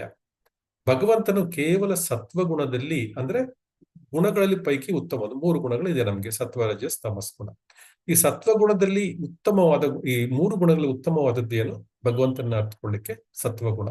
ಆದ್ರಿಂದ ಭಗವಂತನನ್ನು ಕೇವಲ ಸತ್ವಗುಣದಲ್ಲಿ ಸ್ಥಿತವಾಗಿರ್ತಾರಲ್ಲ ಅವರಿಗೆ ಮಾತ್ರ ಅರ್ಥಕೊಳ್ಳಿಕ್ಕೆ ಸಾಧ್ಯ. ಅಂದ್ರೆ ಈ ತಮೋ ಮತ್ತು ರಜೋಗುಣಗಳೇನಿರ್ತವೆ ಅದು ಭಾವೋದ್ರೇಕ ಮತ್ತು ಅಜ್ಞಾನ. ಅವು ಮನಸ್ಸನ್ನು ಏನ್ ಮಾಡುತ್ತವೆ? ಒಂದು ಅಸ್ಥಿರ ಒಂದು ಸ್ಥಿತಿಯನ್ನು ಮನಸ್ಸಿಗೆ ಉಂಟು ಮಾಡ್ತವೆ. ಸೊ ಆದ್ರಿಂದ ನಮ್ಗೆ ಏನಾಗುತ್ತೆ, ಭಗವಂತನ ಕುರಿತಾದ ಶುದ್ಧ ಜ್ಞಾನವನ್ನು ಅದು ಮರೆಮಾಚುತ್ತೆ. ಶುದ್ಧ ಸತ್ವದಲ್ಲಿ ನೆಲೆಸಿದಾಗ ಮಾತ್ರ ಅದು ಸತ್ವ ಕೂಡ ಲಾಸ್ಟ್ ಅಲ್ಲ, ಸತ್ವ ಸ್ಟೆಪ್ ಅಷ್ಟೇ.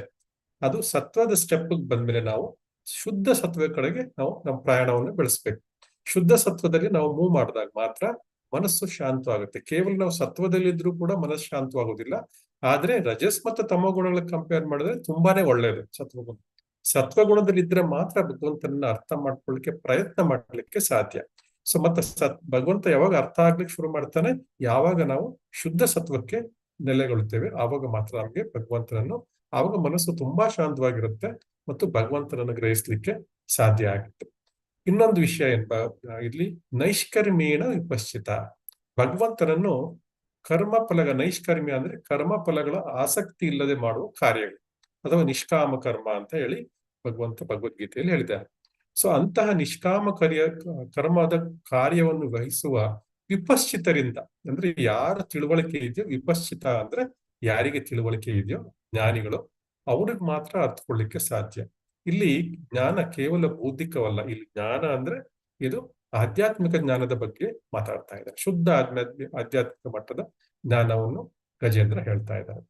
ಸೊ ನಂತರ ಮುಂದಿನದು ಭಗವಂತನ ಸ್ಥಾನ ಮತ್ತು ಸ್ವರೂಪ. ಇಲ್ಲಿ ನಾವು ಭಗವಂತನ ತಲುಪುವ ಮಾರ್ಗವನ್ನು ತಿಳ್ಕೊಂಡ್ವಿ. ಸತ್ವೇನ ಪ್ರತಿಲಭ್ಯಾಯ ಅಂದ್ರೆ ಸತ್ವಗುಣದಲ್ಲಿ ಇರ್ಬೇಕು.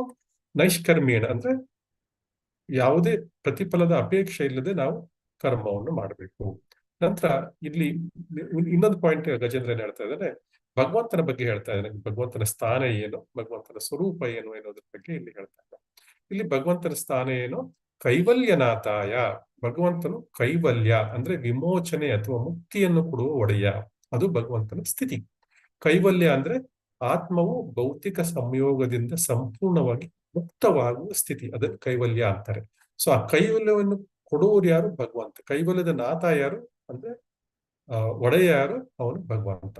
ಆ ಮುಕ್ತಿಯನ್ನು ನೀಡ್ಲಿಕ್ಕೆ ಒಡೆಯನಿಗೆ ಮಾತ್ರ ಸಾಧ್ಯ. ಸೊ ಅದರಿಂದ ಆ ಮುಕ್ತಿಯ ಕೈವಲ್ಯವನ್ನು ಕೊಡುವುದು ಮತ್ತು ಕೈವಲ್ಯವನ್ನು ನಿಯಂತ್ರಿಸುವ ಶಕ್ತಿ ಕೇವಲ ಭಗವಂತನಿಗೆ ಮಾತ್ರ ಸಾಧ್ಯ. ಸೊ ಆದ್ರಿಂದ ಭಗವಂತನೇ ಮುಕ್ತಿಯ ಪರಮ ಮೂಲ ಮತ್ತು ಭಗವಂತನೇ ಅಂತಿಮ ಗುರಿ ಕೂಡ. ಸೊ ಮುಂದಿನದು ಇಲ್ಲಿ ನಿರ್ವಾಣ ಸುಖ ಸಂವಿದೇಹೇ ಅಂದ್ರೆ ಅವನು ನಿರ್ವಾಣದ ಭೌತಿಕ ಅಸ್ತಿತ್ವದ ಕೊನೆಯ ಅಂದ್ರೆ ಮುಕ್ತಿಯ ನಂತರದ ಸ್ಥಿತಿ, ಅದಕ್ಕೆ ಪರಮಾನಂದದ ಸಾಕ್ಷಾತ್ಕಾರದ ಸ್ವರೂಪ ಅಂತಾನೆ ಹೇಳ್ತಾರೆ.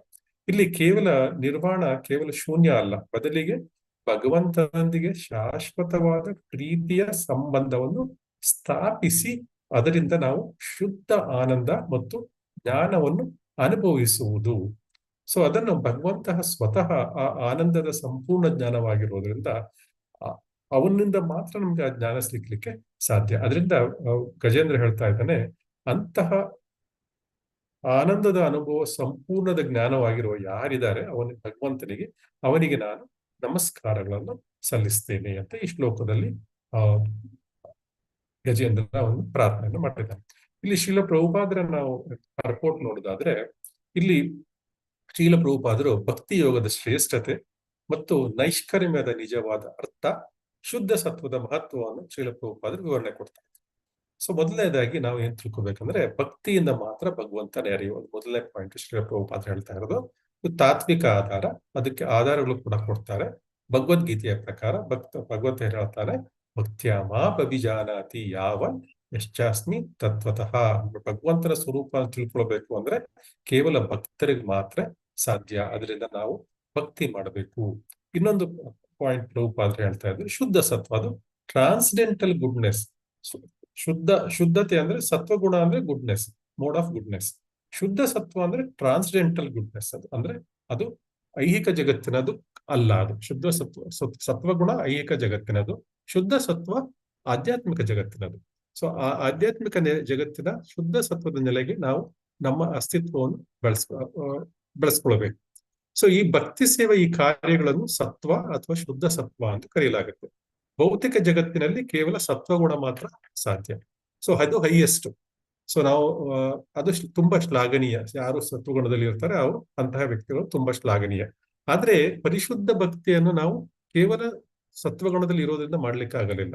ನಾವು ಸತ್ವಗುಣದಲ್ಲಿ ಇದ್ರೆ ಭಕ್ತಿಯನ್ನು ಮಾಡ್ಲಿಕ್ಕೆ ಪ್ರಾರಂಭ ಮಾಡ್ಲಿಕ್ಕೆ ಅನುಕೂಲ ನಮಗೆ. ಆದ್ರೆ ಅದೇ ಕೊನೆ ಅಲ್ಲ. ಅದರಿಂದ ನಾವು ನೆಕ್ಸ್ಟ್ ಟ್ರಾನ್ಸ್ಡೆಂಟಲ್ ಬ್ಲಿಸ್, ಅದು ಟ್ರಾನ್ಸ್ಡೆಂಟಲ್ ಗುಡ್ನೆಸ್, ಮೋಡ್ ಆಫ್ ಗುಡ್ನೆಸ್ ಅಂದ್ರೆ ಶುದ್ಧ ಸತ್ವದ ನೆಲೆಗೆ ನಾವು ಅಲ್ಲಿಗೆ ಏರ್ಬೇಕು. ಆಗ ಮಾತ್ರ ನಮಗೆ ಭಗವಂತನ ಅರ್ಥ ಮಾಡ್ಕೊಳ್ಳಿಕ್ಕೆ ಸಾಧ್ಯ. ನಂತರ ಶ್ರೀಲ ಪ್ರಭುಪಾದರು ನೈಷ್ಕರ್ಮ್ಯವಾದ ನಿಜವಾದ ಅರ್ಥದ ಬಗ್ಗೆ ಮಾತಾಡ್ತಾರೆ. ನೈಷ್ಕರ್ಮ್ಯ ಅಂದರೆ ಕರ್ಮ ಫಲದಿಂದ ಮುಕ್ತರಾಗುವುದು, ಆದರೆ ಕೇವಲ ಭೌತಿಕ ಕಾರ್ಯಗಳನ್ನು ನಿಲ್ಲಿಸುವುದು ಅಂತ ಅಲ್ಲ. ಭೌತಿಕ ಕಾರ್ಯಗಳನ್ನು ನಾವು ಭಗವಂತನ ಕಡೆಗೆ ತಿರುಗಿಸ್ಬೇಕು ಅಂತ ಶ್ರೀಲ ಪ್ರಭುಪಾದರು ಮತ್ತೆ ಮತ್ತೆ ಹೇಳಿದ್ದಾರೆ. ಈ ಶ್ಲೋಕದಲ್ಲಿ ಭಾವಾರ್ಥ ಕೂಡ ಅದನ್ನೇ ಹೇಳಿದ್ರು. ಸೊ ಭೌತಿಕ ತ್ಯಾಗಕ್ಕೆ ಒಂದು ಮಿತಿ ಇದೆ. ಅದನ್ನ ನಾವು ಭೌತಿಕ ಕೆಲಸಗಳ ಕಾರ್ಯವನ್ನು ನಿಲ್ಲಿಸ್ಲಿಕ್ಕೆ ಸಾಧ್ಯನೇ ಇಲ್ಲ. ಸೊ ಯಾವುದೇ ಜೀವಿ ತನ್ನ ಭೌತಿಕ ಕೆಲಸಗಳನ್ನ ನಿಲ್ಲಿಸ್ಲಿಕ್ಕೆ ಸಾಧ್ಯವೇ ಇಲ್ಲ. ಆ ಕೆಲಸಗಳನ್ನ ನಾವು ಏನ್ ಮಾಡ್ಬೇಕು, ಭಗವಂತನ ಕಡೆಗೆ ತಿರುಗಿಸ್ಬೇಕು, ಭಗವಂತನಿಗಾಗಿ ಆ ಕೆಲಸಗಳನ್ನು ಮಾಡ್ಬೇಕು. ಸೊ ನೈಷ್ಕರ್ಮ್ಯಂ ಅಚ್ಯುತ್ ಭಾವವರ್ಜಿತಂ, ಕೃಷ್ಣ ಪ್ರಜ್ಞೆಗೆ ಸಂಬಂಧಿಸಿದ ಕಾರ್ಯಗಳನ್ನು ಮಾಡದೇ ಇದ್ರೆ ಕೇವಲ ಭೌತಿಕ ಚಟುವಟಿಕೆಗಳನ್ನು ನಿಲ್ಲಿಸುವುದರಿಂದ ಏನೂ ಪ್ರಯೋಜನ ಇಲ್ಲ. ಉನ್ನತ ಮಟ್ಟದ ಅನೇಕ ಸನ್ಯಾಸಿಗಳು ಶ್ರೀಲ ಪ್ರಭುಪಾದರು ಹೇಳ್ತಾರೆ, ನೈಷ್ಕರ್ಮ್ಯವನ್ನು ಸಾಧಿಸುವ ತಮ್ಮ ರಸ್ತೆಯಲ್ಲಿ ಏನಿದ್ರು ನಡ್ಕೊಂಡು ಹೋಗಿದ್ರು. ಉದಾಹರಣೆಗೆ ನಾವು ಇದನ್ನು ನೋಡ್ಬೋದು, ಯಾರು ವಿಶ್ವಾಮಿತ್ರ ಮಹರ್ಷಿಗಳು, ಇಂಥವರೆಲ್ಲ ನಮಗೆ ಬೇಕಾದಷ್ಟು ಉದಾಹರಣೆಗಳು ಸಿಗುತ್ತೆ ನಮ್ಗೆ ಇತಿಹಾಸದಲ್ಲಿ, ನಮ್ಮ ಪೌರಾಣಿಕ ಗ್ರಂಥಗಳಲ್ಲಿ. ಅನೇಕ ಸನ್ಯಾಸಿಗಳು ನೈಷ್ಕರ್ಮ್ಯವನ್ನು ಸಾಧಿಸುವ ಒಂದು ಭರವಸೆಯಲ್ಲಿ ತಮ್ಮ ಐಹಿಕ ಚಟುವಟಿಕೆ ನಿಲ್ಲಿಸ್ತಾರೆ. ಆದ್ರೆ ಅದು ವಿಫಲ ಆಗಿ ಮತ್ತೆ ಏನ್ ಮಾಡ್ತಾರೆ, ಅವರು ಮತ್ತೆ ಭೌತಿಕ ವೇದಿಕೆಗೆ ಅವ್ರು ಮರಳಿ ಹೋಗ್ತಾರೆ. ಯಾಕಂದ್ರೆ ಅದನ್ನ ಅವ್ರಿಗೆ ನಿಲ್ಲಿಸ್ಕೊಳ್ಳಿಕ್ ಆಗೋದಿಲ್ಲ. ಅದನ್ನ ನಿಲ್ಲಿಸ್ಕೊಳ್ಳಿಕ್ಕೆ ಸಾಧ್ಯ ಅಂದ್ರೆ ಏನೋ ಸಪೋರ್ಟ್ ಬೇಕು ನಮ್ಗೆ. ಆ ಸಪೋರ್ಟ್ ಏನು, ಕೃಷ್ಣನ ಪಾದಗಳು.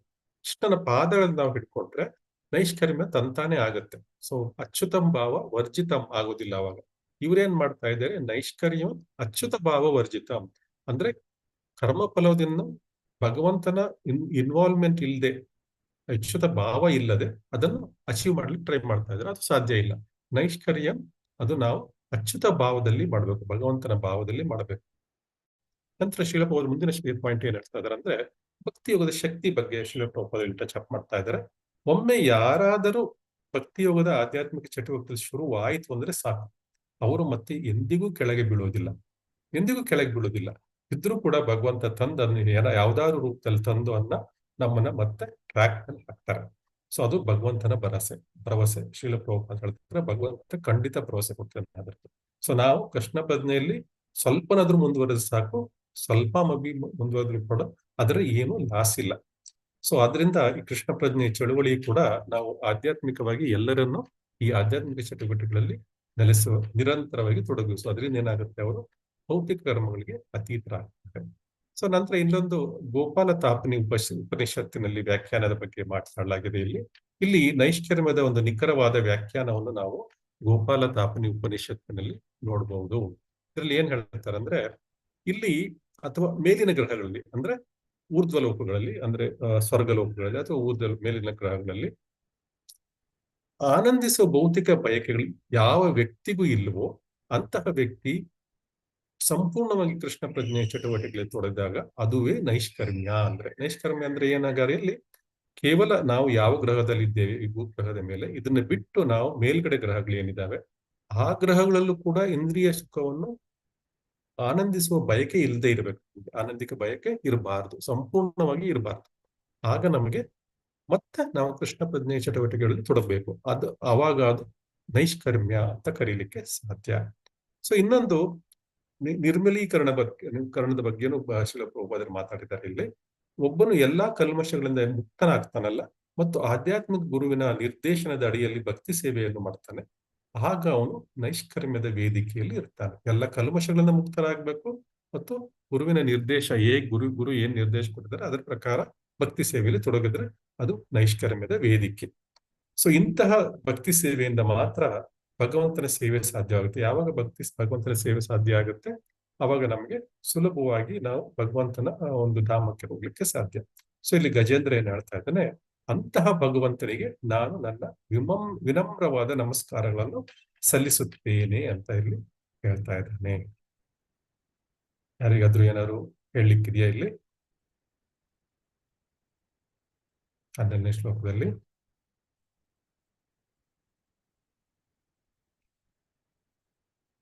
ಯಾರಿಗೂ ಏನು ಆಡ್ ಮಾಡ್ಲಿಕ್ಕೆ ಏನು ಇಲ್ಲ ಅಂದ್ರೆ 12ನೇ ಶ್ಲೋಕಕ್ಕೆ ಹೋಗೋಣ. ಶ್ಲೋಕ 12.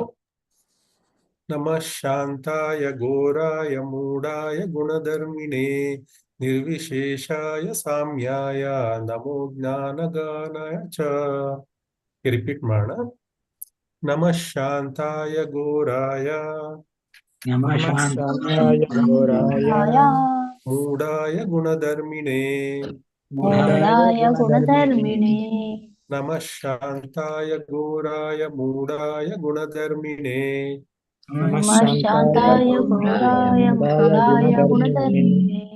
ನಿರ್ವಿಶೇಷಾಯ ಸಾಮ್ಯಾಯ ನಮೋ ಜ್ಞಾನಗಣಾಯ ಚ.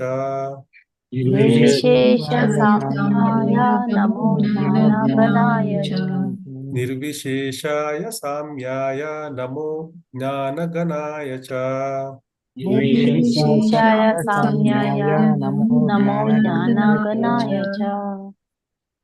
ಅರ್ಥ ವರ್ಡ್ ಮೀನಿಂಗ್ ನೋಡೋಣ. ನಮಃ ಸಕಲ ಪ್ರಣಾಮಗಳು. ಶಾಂತಾಯ ಸಕಲ ಭೌತಿಕ ಗುಣಗಳಿಗೆ ಅತೀತನಾದವನು ಮತ್ತು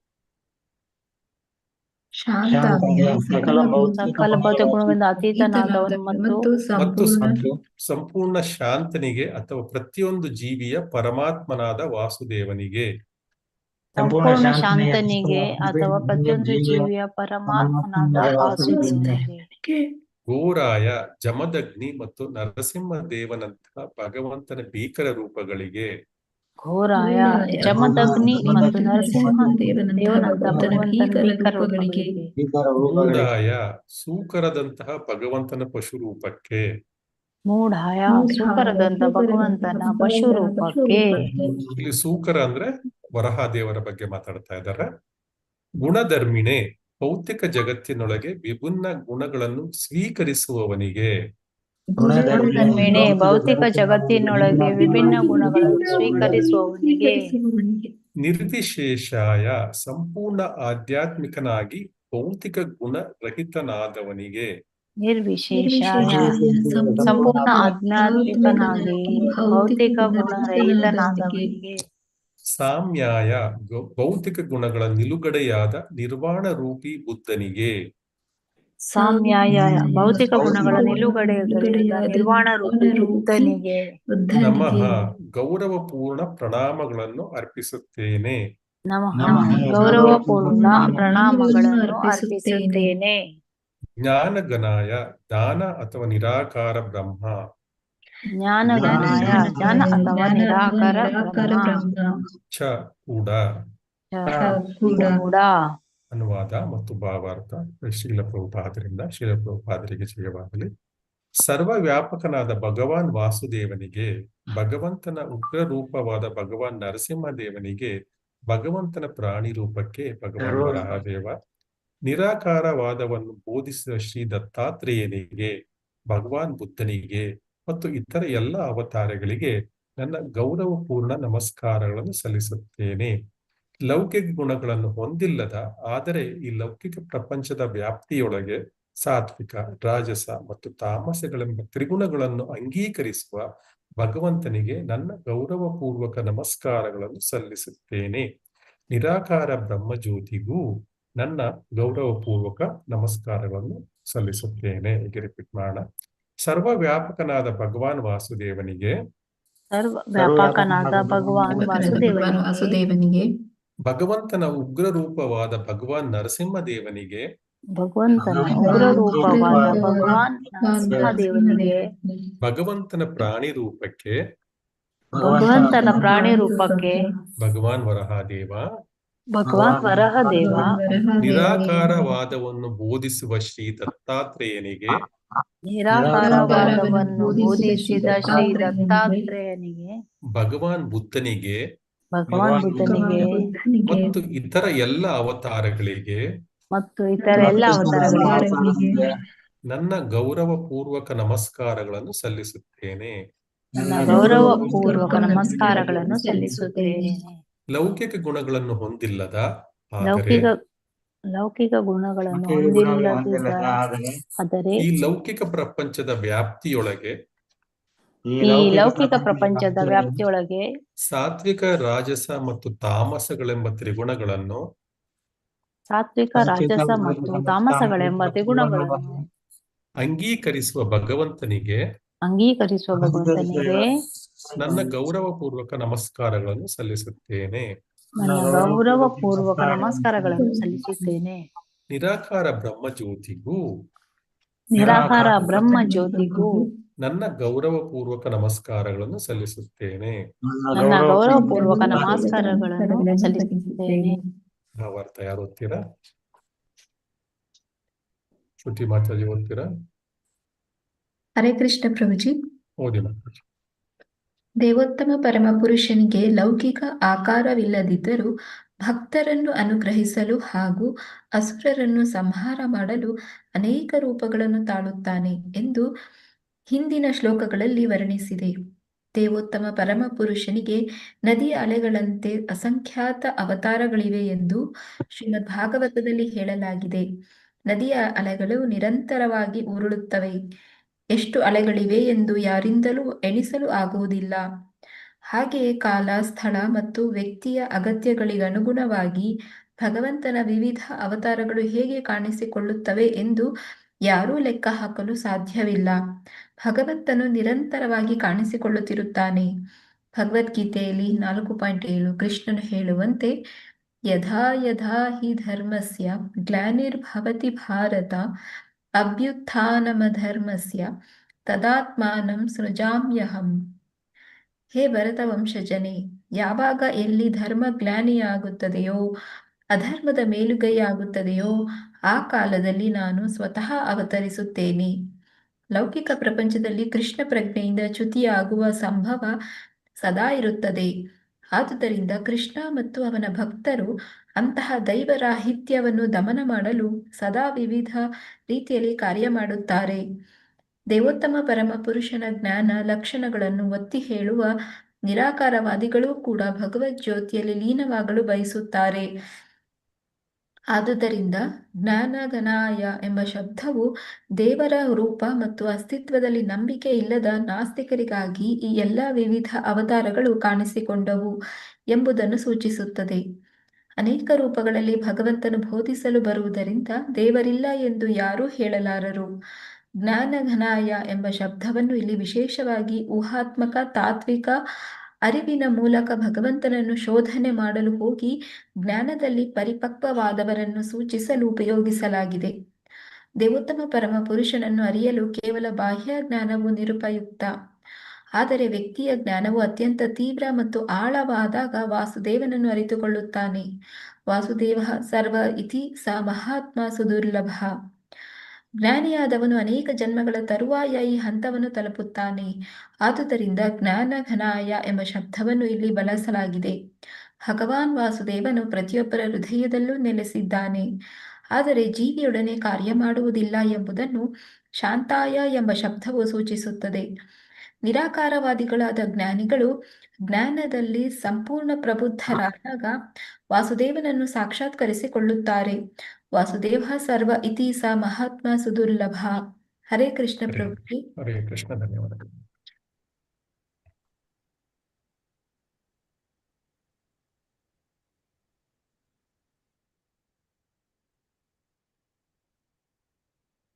ಸ್ವಲ್ಪ ಸಮರೈಸ್ ಮಾಡೋಣ. ಈ ಶ್ಲೋಕದಲ್ಲಿ ಭಗವಂತನು ಏಕಕಾಲದಲ್ಲಿ ಹೊಂದಿರುವ ಅಥವಾ ಪರಸ್ಪರವಾಗಿ ವಿರೋಧವಾಗಿ ಕಾಣುವ ಗುಣಗಳನ್ನು ಇಲ್ಲಿ ಸ್ವಲ್ಪ ವಿವರಿಸಿದ್ದಾರೆ. ಇದು ಭಗವಂತನ ಅಚಿಂತ್ಯ ಶಕ್ತಿಯನ್ನು ಎತ್ತಿ ತೋರಿಸುತ್ತದೆ. ಅಂದ್ರೆ ಇನ್ಕನ್ಸೀವಬಲ್ ಪೊಟೆನ್ಸಿ ಅಂತ ಹೇಳ್ತೀವಿ ಇಂಗ್ಲಿಷ್ ಅಲ್ಲಿ. ಅದನ್ನು ಅಚಿಂತ್ಯ ಶಕ್ತಿನೇ, ನಮ್ಮ ಊಹೆಗೆ ಸಾಧ್ಯವಾಗದಂತಹ ಶಕ್ತಿ, ಅದನ್ನು ಅಚಿಂತ್ಯ ಅಂತಾರೆ. ನಮ್ಮ ಚಿಂತೆಗೆ ನಿಲುಕದ ಶಕ್ತಿ, ಅದರಿಂದ ಅಚಿಂತ್ಯ ಶಕ್ತಿ ಅಂತಾರೆ. ಇಲ್ಲಿ ವಿರೋಧಾತ್ಮಕ ಗುಣಗಳು ಏನು ಅಂದ್ರೆ, ಒಂದು ಶಾಂತ ಮತ್ತು ಘೋರ. ಭಗವಂತನು ತನ್ನ ಮೂಲ ರೂಪದಲ್ಲಿ ಶಾಂತ, ಯಾವಾಗಲೂ ಶಾಂತ ರೂಪ, ಶಾಂತ ಸ್ವರೂಪ, ಶಾಶ್ವತ ಮತ್ತು ಜ್ಞಾನದಿಂದ ತುಂಬಿರುವವನು. ಅದೇ ಸಮಯದಲ್ಲಿ ಭಗವಂತ ಈ ದುಷ್ಟರನ್ನು ಮತ್ತು ಧರ್ಮಕ್ಕೆ ವಿರೋಧವಾಗಿ ಯಾರು ನಡೀತಾ ಇರ್ತಾರೆ ಅವರನ್ನು ಶಿಕ್ಷೆ ಮಾಡ್ಲಿಕ್ಕೆ ಏನ್ ಮಾಡ್ತಾನೆ, ಘೋರವಾದ ರೂಪವನ್ನು ಅವನು ಧರಿಸ್ತಾನೆ, ಅವತಾರ ಮಾಡ್ತಾನೆ. ಉದಾಹರಣೆಗೆ ನರಸಿಂಹದೇವರು, ಶಿವನ ರುದ್ರ ರೂಪಗಳು, ವರಹಾಮೂರ್ತಿಗಳು, ಇವೆಲ್ಲ ಘೋರವಾದ ಒಂದು ರೂಪದಲ್ಲಿ ಅವರು ಪ್ರತ್ಯಕ್ಷರಾಗ್ತಾರೆ. ಇನ್ನೊಂದು ಉದಾಹರಣೆ ಅಂದ್ರೆ, ಯಾರು ಭಗವಂತನನ್ನು ಪ್ರೀತಿಸ್ತಾರೆ ಅವನು ತುಂಬಾ ಶಾಂತ ಮತ್ತು ತುಂಬಾ ಮೃದುವಾಗಿ ಇರ್ತಾನೆ ಅವ್ರ ಜೊತೆ. ಉದಾಹರಣೆಗೆ ಪ್ರಹ್ಲಾದ ಮಹಾರಾಜರಿಗೆ ತುಂಬಾ ಶಾಂತವಾಗಿರ್ತಾರೆ, ತುಂಬಾ ಮೃದು. ಎಷ್ಟೇ ಸಿಟ್ಟಲ್ಲಿದ್ರು ಪ್ರಹ್ಲಾದ ಮಹಾರಾಜರು ಅವರು ಸ್ವಲ್ಪ ಮುಂದೆ ಬಂದು ಸಾಷ್ಟಾಂಗ ಮಾಡಿದ ತಕ್ಷಣ ಅವ್ರನ್ನ ಎತ್ತಿ ತನ್ನ ತೊಡೆ ಮೇಲೆ ಕೂರಿಸ್ಕೊಂಡು ಅವ್ರ ತಲೆಗೆ ಎಕ್ಕಿಸ್ತಾರೆ. ಅವರ ಪಾಲಿಗೆ ಮೃದುವಾಗಿಯೂ ಇರ್ತಾರೆ, ತಾಯಿಯ ಮಮತೆಯ ತರ ಅವನು ಮಗುವನ್ನು ಸಂತಾನ ಮಾಡ್ತಾರೆ ಮತ್ತು ಅಷ್ಟೇ ಶಾಂತವಾಗಿರ್ತಾರೆ. ಆದ್ರೆ ಯಾರು ಹಿಂಸೆ ಮಾಡ್ತಾರೆ ಅವರ ಪಾಲಿಗೆ ಅವರು ಭಯಂಕರ ರೂಪ ಆಗ್ತಾನೆ. ಇನ್ನೊಂದು ರೂಪ ಇಲ್ಲಿ ಹೇಳಿದ್ದಾನೆ ಗಜೇಂದ್ರ, ಮೂಢ ಮತ್ತು ಗುಣಧರ್ಮಿಗಳ ಬಗ್ಗೆ ಮಾತಾಡಿದ್ದಾರೆ. ಜ್ಞಾನವಿಲ್ಲದ ಸಾಮಾನ್ಯ ಮನುಷ್ಯನ ದೃಷ್ಟಿಯಲ್ಲಿ ಭಗವಂತನ ಲೀಲೆಗಳು ಅಥವಾ ನಡೆಗಳು ಏನು ಕಾಣಿಸುತ್ತೆ, ಅವನಿಗೆ ತರ್ಕಕ್ಕೆ ನಿಲುಕದಂತೆ ಕಾಣಿಸುತ್ತೆ. ಆದ್ರೆ ಭಗವಂತ ಎಲ್ಲಾ ಗುಣಧರ್ಮಗಳ ಮೂಲ, ಅಂದ್ರೆ ಸತ್ವ ರಜಸ ತಮ ಗುಣಗಳು, 3 ಗುಣಗಳು ಏನಿದ್ದಾವೆ ಆ ಎಲ್ಲ ಗುಣಗಳನ್ನು ಅವನು ಮೂಲ, ಅವನಿಂದಲೇ ಎಲ್ಲ ಗುಣಗಳು ಹೊಮ್ಮಿರುವುದು. ಆದ್ರಿಂದ ಆ ಗುಣಗಳನ್ನು ತನ್ನ ಲೀಲೆಗಾಗಿ ಅವುಗಳನ್ನು ಬಳಸಿಕೊಳ್ತಾನೆ ಅಥವಾ ಸ್ವೀಕರಿಸುತ್ತಾನೆ ಅಂತ ಈ ಶ್ಲೋಕದಲ್ಲಿ ಹೇಳಿದೆ. ಆ 3 ಗುಣಗಳು ಅವನ ಕಂಟ್ರೋಲ್ ಅಲ್ಲೇ ಇದ್ದಾವೆ. ಆ ಗುಣಗಳನ್ನು ಬಳಸಿಕೊಂಡು ಅವನು ತನ್ನ ಲೀಲೆಗಳನ್ನು ಇಲ್ಲಿ ಈ ಸಂಪೂರ್ಣ ಜಗತ್ತಿನಲ್ಲಿ ಮಾಡ್ತಾನೆ. ಮತ್ತು ಇನ್ನೊಂದು ಇದು ಏನಂದ್ರೆ, ಇಲ್ಲಿ ಅದ್ವೈತ ಮತ್ತು ಸರ್ವವ್ಯಾಪಿತ್ವ, ಇಲ್ಲಿ ನಿರ್ವಿಶೇಷ ಮತ್ತು ಸಾಮ್ಯದ ಬಗ್ಗೆ ಭಗವಂತನ ಬಗ್ಗೆ ಮಾತಾಡ್ಬೇಕಾರೆ. ಭಗವಂತನು ನಿರ್ವಿಶೇಷ ಅಂದ್ರೆ ಯಾವುದೇ ಭೌತಿಕ ಗುಣಲಕ್ಷಣಗಳು ಇಲ್ಲ, ಯಾವುದೇ ವ್ಯತ್ಯಾಸಗಳು ಇಲ್ಲ. ಅವನು ಶುದ್ಧ ಬ್ರಹ್ಮನಾಗಿರ್ತಾನೆ. ಅವನು ಎಲ್ಲಾ ಜೀವಿಗಳನ್ನು ಸಮಾನವಾಗಿ ನೋಡ್ತಾನೆ, ಅಂದ್ರೆ ಸಾಮ್ಯ ಸ್ವಭಾವದಿಂದ ನೋಡ್ತಾನೆ. ಭಗವಂತನಿಗೆ ಯಾರೇ ಆಗಿರ್ಲಿ, ಪ್ರಾಣಿ, ಮನುಷ್ಯ ಅಥವಾ ದೇವತೆ, ಯಾರೇ ಆಗಿರ್ಲಿ, ಯಾರು ಪಕ್ಷಪಾತ ಮಾಡೋದಿಲ್ಲ. ಎಲ್ಲರಲ್ಲೂ ಅವನು ಪರಮಾತ್ಮನಾಗಿ ಕ್ಷೀರೋದಕಶಾಹಿ ವಿಷ್ಣುವಾಗಿ, ದೇವತೆ ಇರ್ಬೋದು ಅಥವಾ ಒಂದು ಸಣ್ಣ ಇರುವೆ ಇರ್ಬೋದು ಅಥವಾ ಒಂದು ಮೈಕ್ರೋಸ್ಕೋಪ್ ಅಲ್ಲಿ ನೋಡುವಂತ ನಾವು ಒಂದು ಜೀವಿ ಕೂಡ ಇರ್ಬೋದು, ಅದರಲ್ಲೂ ಕೂಡ ಭಗವಂತ ಇದ್ದಾನೆ. ಅವನು ಕೂಡ ಯಾವುದೇ ಪಕ್ಷಪಾತ ಮಾಡ್ತಾ ಇರದೆ ಎಲ್ಲರ ಜೊತೆಯಲ್ಲೂ ಇದ್ದಾನೆ, ಎಲ್ಲರ ಜೊತೆ ಸಮನಾಗಿರ್ತಾನೆ. ಮತ್ತೆ ಇಲ್ಲೊಂದು ಜ್ಞಾನಗಣ ಅಂದ್ರೆ ಭಗವಂತನು ಜ್ಞಾನದ ಘನರೂಪನಾಗಿದ್ದಾನೆ, ಅಂದ್ರೆ ಎಲ್ಲ ಸಂಪೂರ್ಣ ಜ್ಞಾನವಾಗಿದ್ದಾನೆ. ಕೇವಲ ಜ್ಞಾನವನ್ನು ಹೊಂದಿರುವುದೇ ಇಲ್ಲ, ಅವನೇ ಸ್ವತಃ ಅವನೇ ಜ್ಞಾನ. ಅದರಿಂದ ಅವನ ಅಸ್ತಿತ್ವ, ಅವನ ದೇಹ, ಅವನ ಗುಣ ಎಲ್ಲವೂ ಕೂಡ ಶುದ್ಧ ಮತ್ತು ಪರಿಪೂರ್ಣವಾದ ಜ್ಞಾನದಿಂದ ಕೂಡಿರುತ್ತೆ. ಈ ಶ್ಲೋಕದಲ್ಲಿ ನಾವು ಭಗವಂತನ ಒಂದು ವೈಭವವನ್ನು ಸಂಕ್ಷಿಪ್ತವಾಗಿ ಇಲ್ಲಿ ಹೇಳಲಾಗಿದೆ. ಇವನು ಶಾಂತಿಯುತ ಮತ್ತು ಭಯಾನಿಕ ಶಕ್ತಿಗಳನ್ನು ಹೊಂದಿರುವ, ಜ್ಞಾನದ ಮೂಲವಾಗಿರುವ, ಎಲ್ಲರನ್ನೂ ಸಮಾನವಾಗಿ ನೋಡುವುದು ಮತ್ತು ಅವನ ವಿರೋಧಾಭಾಸವಾದ ಲಕ್ಷಣಗಳು, ಅವನ ಅಚಿಂತ್ಯವಾದ ಮತ್ತು ಅನಂತವಾದ ಶಕ್ತಿಯನ್ನು ಇದರಲ್ಲಿ ಈ ಶ್ಲೋಕದಲ್ಲಿ ಕೇವಲ 8 ಶಬ್ದಗಳಲ್ಲಿ ಇವನು ಗಜೇಂದ್ರ ಕೊಟ್ಟಿದ್ದಾನೆ. ಇಲ್ಲಿ ಶ್ರೀಲ ಪ್ರಭುಪಾದರ ಪರ್ಪೋರ್ಟ್ ಏನು ನೋಡೋದಂದ್ರೆ, ನಾವು ಈ ಭಾಗದಲ್ಲಿ ಈ ಪರ್ಪೋರ್ಟ್ ನಲ್ಲಿ ಮೊದಲನೆಯದಾಗಿ ಶ್ರೀಲ ಪ್ರಭುಪಾದರು ಅವತಾರಗಳ ಮೂಲ ಮತ್ತು ಉದ್ದೇಶಗಳ ಬಗ್ಗೆ ಹೇಳ್ತಾರೆ. ಭಗವಂತನು ಯಾವುದೇ ಭೌತಿಕ ರೂಪವನ್ನು ಹೊಂದಿಲ್ಲದೆ ಇದ್ರೂ ಕೂಡ ತನ್ನ ಭಕ್ತರಿಗೆ ಅನುಗ್ರಹ ಮಾಡಲು ಮತ್ತು ರಾಕ್ಷಸರನ್ನು ಸಂಹರಿಸಲಿಲ್ಲ. ಅದಕ್ಕೋಸ್ಕರ ಅವನು ಮತ್ತೆ ಪುಟಕ್ಕೆ ಯದಾ ಯದಾ ಹಿ ಧರ್ಮಸ್ಯ ಗ್ಲಾನಿರ್ಭವತಿ ಭಾರತ, ಈ ಶ್ಲೋಕ ತುಂಬಾ ಫೇಮಸ್. ಇದರಲ್ಲಿ ಫಸ್ಟ್ ಮೈನ್ ಇಂಪಾರ್ಟೆಂಟ್ ಕೆಲಸ ಏನು ಅಂದ್ರೆ ಭಕ್ತರಿಗೆ ಅನುಗ್ರಹ ಕೊಡ್ಲಿಕ್ಕೆ ಬರ್ತಾರೆ. ಮತ್ತು ರಾಕ್ಷಸನ ಕೊಂದಲಿಕ್ಕೆ ಸೈಡ್ ಬಿಸ್ನೆಸ್ ಭಗವಂತನ. ಭಗವಂತನೇ ಬರ್ಬೇಕು ಅಂತಿಲ್ಲ ರಾಕ್ಷಸರನ್ನು ಸಂಹರಿಸಲಿಕ್ಕೆ. ಅವನ ಯಾವುದೇ ಶಕ್ತಿಗಳನ್ನು ಅವನು ಕಳಿಸಿ ರಾಕ್ಷಸರನ್ನು ಸಂಹಾರ ಮಾಡಬಹುದು. ಆದ್ರೆ ಇದೇ ನೆಪದಲ್ಲಿ ಭಕ್ತರಿಗೆ ಅನುಗ್ರಹಿಸ್ಲಿಕ್ಕೆ ಬರ್ತಾನೆ ಮತ್ತು ರಾಕ್ಷಸರನ್ನ ಏನ್ ಮಾಡ್ತಾನೆ, ಅವರು ಒಂಥರ ಸೈಡ್ ಬಿಸ್ನೆಸ್ ಟೈಪ್ ಭಕ್ತರಿಗೆ ಅನುಗ್ರಹ ಕೊಡ್ತಾ ಕೊಡ್ತಾ ಹಿಂಗ ಅಂತಾನೆ ಬಸ್ ಅಷ್ಟೇ. ರಾಕ್ಷಸರು ಮುಗೀತಾರೆ, ಅಲ್ಲಿಗೆ ಅವ್ರ ಕೆಲಸ ಮುಗೀತು. ಸೊ ಅವ್ರಿಗೆ ಭಗವಂತನಿಗೆ ಅದು ಏನ್ ದೊಡ್ಡ ಕೆಲಸ. ಮತ್ತು ಇಲ್ಲಿ ಭಾಗವತದಲ್ಲಿ ಹೇಳಿರುವಂತೆ ಪರಮ ಪುರುಷನ ಅವತಾರಗಳು ಎಷ್ಟಿದಾವಂದ್ರೆ ಅವ ಲೆಕ್ಕನೇ ಇಲ್ಲ. ಇಲ್ಲಿ ಕೆಲವು ಕಡೆ ನದಿಗಳ ಅಲೆಗಳಿಗೆ ಹೋಲಿಸಲಾಗಿದೆ, ಕೆಲವು ಕಡೆ ಸಮುದ್ರದ ಅಲೆಗಳಿಗೆ ಕೂಡ ಹೋಲಿಸಲಾಗಿದೆ. ಅಂದ್ರೆ ಸಮುದ್ರದಲ್ಲಿ ಎಷ್ಟು ಅಲೆಗಳು ಬರ್ತವೆ ನೀರಿನಲ್ಲಿ, ನದಿಗಳಲ್ಲಿ ಎಷ್ಟು ಅಲೆಗಳು ಬರ್ತವೆ, ಇದಕ್ಕೆ ಲೆಕ್ಕ ಹಾಕ್ಲಿಕ್ಕೆ ಸಾಧ್ಯವೇ ಇಲ್ಲ. ಸೊ ಅದೇ ರೀತಿ ಕಾಲ, ಸ್ಥಳ ಮತ್ತು ಅರ್ಹ ವ್ಯಕ್ತಿಗಳ ಅಗತ್ಯಗಳಿಗೆ ಅನುಗುಣವಾಗಿ ಭಗವಂತ ಅವತಾರಗಳನ್ನು ಎತ್ತಾನೆ. ಯಾವಾಗ ಯಾವ ಯುಗದಲ್ಲಿ ಯಾವ ರೀತಿಯ ಅವತಾರ ಎತ್ತಬೇಕು ಅದು ಭಗವಂತ ನಿರ್ಧರಿಸ್ತಾನೆ. ಅದರ ಅವಶ್ಯಕತೆಯ ಪ್ರಕಾರ ಅವನು ಅವತಾರ ಎತ್ತಾನೆ ಮತ್ತು ಕಾಣಿಸ್ಕೊಳ್ತಾನೆ. ಅದನ್ನು ಯಾರು ಲೆಕ್ಕ ಹಾಕ್ಲಿಕ್ಕೆ ಸಾಧ್ಯವಿಲ್ಲ, ಯಾರು ಏನು ಹೇಳಲಿಕ್ಕೆ ಸಾಧ್ಯವಿಲ್ಲ. ಸೊ ಅದೇ ರೀತಿ ಭಗವದ್ಗೀತೆಯ ಸಿದ್ಧಾಂತದ ಪ್ರಕಾರ ಭಗವಂತ ನಿರಂತರವಾಗಿ ಅವತರಿಸ್ತಾನೆ ಇರ್ತಾನೆ. ಅಂದ್ರೆ ಎಲ್ಲೆಲ್ಲಿ ಧರ್ಮ ಅವನತಿ ಆಗುತ್ತೆ, ಯದಾ ಹಿ ಧರ್ಮಸ್ಯ, ಅವಾಗ ಭಗವಂತ ಅವತಾರ ಮಾಡ್ತಾನೆ. ಸೊ ಅದರಿಂದ ಈ ಕಲಿಯುಗದಲ್ಲಿ ಎಸ್ಪೆಷಲಿ ಕೃಷ್ಣ ಪ್ರಜ್ಞೆಯಿಂದ ವಿಚಲನಗೊಳ್ಳುವ ಸಾಧ್ಯತೆ ಯಾವಾಗ್ಲೂ ಇರುತ್ತೆ. ಕೇವಲ ಕಲಿಯುಗ ಅಂತ ಯಾವುದೇ ಯುಗದಲ್ಲಿ ಕೂಡ ಕೃಷ್ಣ ಪ್ರಜ್ಞೆಯಿಂದ ವಿಚಲನಗೊಳ್ಳುವ ಸಾಧ್ಯತೆ ಯಾವಾಗ್ಲೂ ಇರುತ್ತೆ. ಆದ್ರಿಂದ ಕೃಷ್ಣ ಮತ್ತು ಅವನ ಭಕ್ತರು ಈ ನಾಸ್ತಿಕತೆಯನ್ನು ನಿಯಂತ್ರಿಸಲು ವಿವಿಧ ರೂಪಗಳಲ್ಲಿ ಅವರು ಇಳಿದು ಬರ್ತಾರೆ ಮತ್ತು ಕಾರ್ಯನಿರ್ವಹಣೆ ಮಾಡ್ತಾರೆ. ಎಸ್ಪೆಷಲಿ ಇದು ಕಲಿಯುಗದಲ್ಲಿ ಅಂದ್ರೆ, ಉದಾಹರಣೆಗೆ ಕಲಿಯುಗದಲ್ಲಿ ನಮ್ಗೆ ಸಾವಿರಾರು ಇದು ಏನಿದೆ ಡಿಸ್ಟ್ರಾಕ್ಷನ್ಸ್ ಇದಾವೆ ನಮ್ಗೆ. ಆದ್ರೆ ಆ ಸಾವಿರಾರು ಡಿಸ್ಟ್ರಾಕ್ಷನ್ಗಳಿಗೆ ಎಷ್ಟು ಸಾವಿರ ಡಿಸ್ಟ್ರಾಕ್ಷನ್ಸ್ ಇದ್ದಾವೋ ಅದರ ಅಷ್ಟು 1,000 ಅಂದ್ರೆ 1,000 ಡಿಸ್ಟ್ರಾಕ್ಷನ್ ಇದ್ರೆ ಭಗವಂತ 1 ಮಿಲಿಯನ್ ಅಷ್ಟು ಒಂದು ಅವಕಾಶಗಳನ್ನು ನಮ್ಗೆ ಕೊಡ್ತಾನೆ ವಾಪಸ್ ಹೋಗ್ಲಿಕ್ಕೆ ಭಗವಂತನ ಧಾಮಕ್ಕೆ. ಕೆಲವು ಸಾರಿ ಅವನೇ ಇಳಿದು ಬರ್ತಾನೆ, ಕೆಲವು ಸಾರಿ ತನ್ನ ಆಚಾರ್ಯರನ್ನು ಕಳಿಸ್ಕೊಡ್ತಾನೆ, ಕೆಲವು ಸಾರಿ ಈಗ ಉದಾಹರಣೆಗೆ ನಾವು ಇನ್ನೂ ಉತ್ತಮವಾಗಿ ತಗೊಳ್ಬಹುದು ಅಂದ್ರೆ, ಈಗ ನಾವು ಶ್ರೀಮದ್ ಭಾಗವತವನ್ನು ಓದ್ತಾ ಇದ್ದೀವಿ. ಈ ಪುಸ್ತಕ ಗ್ರಂಥರೂಪಿ ಭಾಗವತದಲ್ಲಿ ಭಗವಂತ ಅವತರಿಸಿದ್ದಾನೆ. ಈ ಗ್ರಂಥ ಇರೋದು ಕೇವಲ ಕಲಿಯುಗದಲ್ಲಿ ಮಾತ್ರ. ಹಿಂದಿನ ಯುಗಗಳಲ್ಲಿ ಈ ತರ ಬರಹದಲ್ಲಿ ಬರೆದಿರುವ ಯಾವ ಗ್ರಂಥಗಳು ಇಲ್ಲ. ಎಲ್ಲವೂ ಕೂಡ ಗುರು ಶಿಷ್ಯ ಪರಂಪರೆಯಲ್ಲಿ ಗುರುಗಳು ಹೇಳ್ಕೊಡ್ತಾ ಇದ್ರು, ಶಿಷ್ಯರು ನೆನ್ಪಿಟ್ಕೊತಾ ಇದ್ರು ಅಷ್ಟೇ. ಗದ್ಯದಲ್ಲಿ ಯಾವ್ದು ಪುಸ್ತಕಗಳಿರಲಿಲ್ಲ, ಯಾರು ಬರೆದಿರ್ತಾ ಇರ್ಲಿಲ್ಲ. ಸೊ ಅನಂತರ ಕಲಿಯುಗದ ಆರಂಭದಲ್ಲೇ ಇವೆಲ್ಲ ಬರೀಲಿಕ್ಕೆ ಶುರುವಾಗಿರೋದು. ಅದರಿಂದ ಈ ಕಲಿಯುಗದ ಆರಂಭದಲ್ಲಿ ನಮ್ಗೆ ಗ್ರಂಥರಾಜ ಭಾಗವತನ ಒಂದು ಸಿಕ್ಕಿದೆ ನಮ್ಗೆ. ಜೊತೆಗೆ ಇನ್ನೊಂದು ಅಡ್ವಾಂಟೇಜ್ ಅಂದ್ರೆ, ಹಿಂದಿನ ಯುಗಗಳಲ್ಲಿ ಎಷ್ಟೋ ವರ್ಷಗಳ ಕಾಲ, ಸಾವಿರಾರು ವರ್ಷಗಳ ಕಾಲ ತಪಸ್ಸುಗಳನ್ನು ಮಾಡ್ಬೇಕಾಗ್ತಾ ಇತ್ತು ಮತ್ತು ಎಷ್ಟೋ ಯಜ್ಞಗಳನ್ನು ಮಾಡ್ಬೇಕಾಗ್ತಿತ್ತು. ಅದಕ್ಕೆ ತುಂಬಾ ಖರ್ಚಾಗತ್ತೆ. ಆ ಲೆಕ್ಕದಲ್ಲಿ ನಾವು ಯಜ್ಞ ಮತ್ತು ಯಾಗಾದಿ ಹೋಮಗಳನ್ನು ಮಾಡ್ಲಿಕ್ಕೆ ಸಾಧ್ಯ ಇಲ್ಲ. ಯಾವುದೋ ಕಾಡಲ್ಲಿ ಹೋಗಿ ನಾವು ತಪಸ್ ಮಾಡ್ಲಿಕ್ಕೆ ಸಾಧ್ಯ ಇಲ್ಲ. ಅದರಿಂದ ಭಗವಂತ ಎಷ್ಟು ದಯಾಮಯನಾಗಿದ್ದಾನೆ ಅಂದ್ರೆ, ಕೇವಲ ನಾಮ ಜಪ ಮಾಡಿ ಸಾಕು ಅಂತ ಹೇಳ್ತಾನೆ. ಅಂದ್ರೆ ನಾವು ಕೇವಲ ನಾಮ ಸಂಕೀರ್ತನೆ ಮಾಡಿದ್ರೆ ಸಾಕು.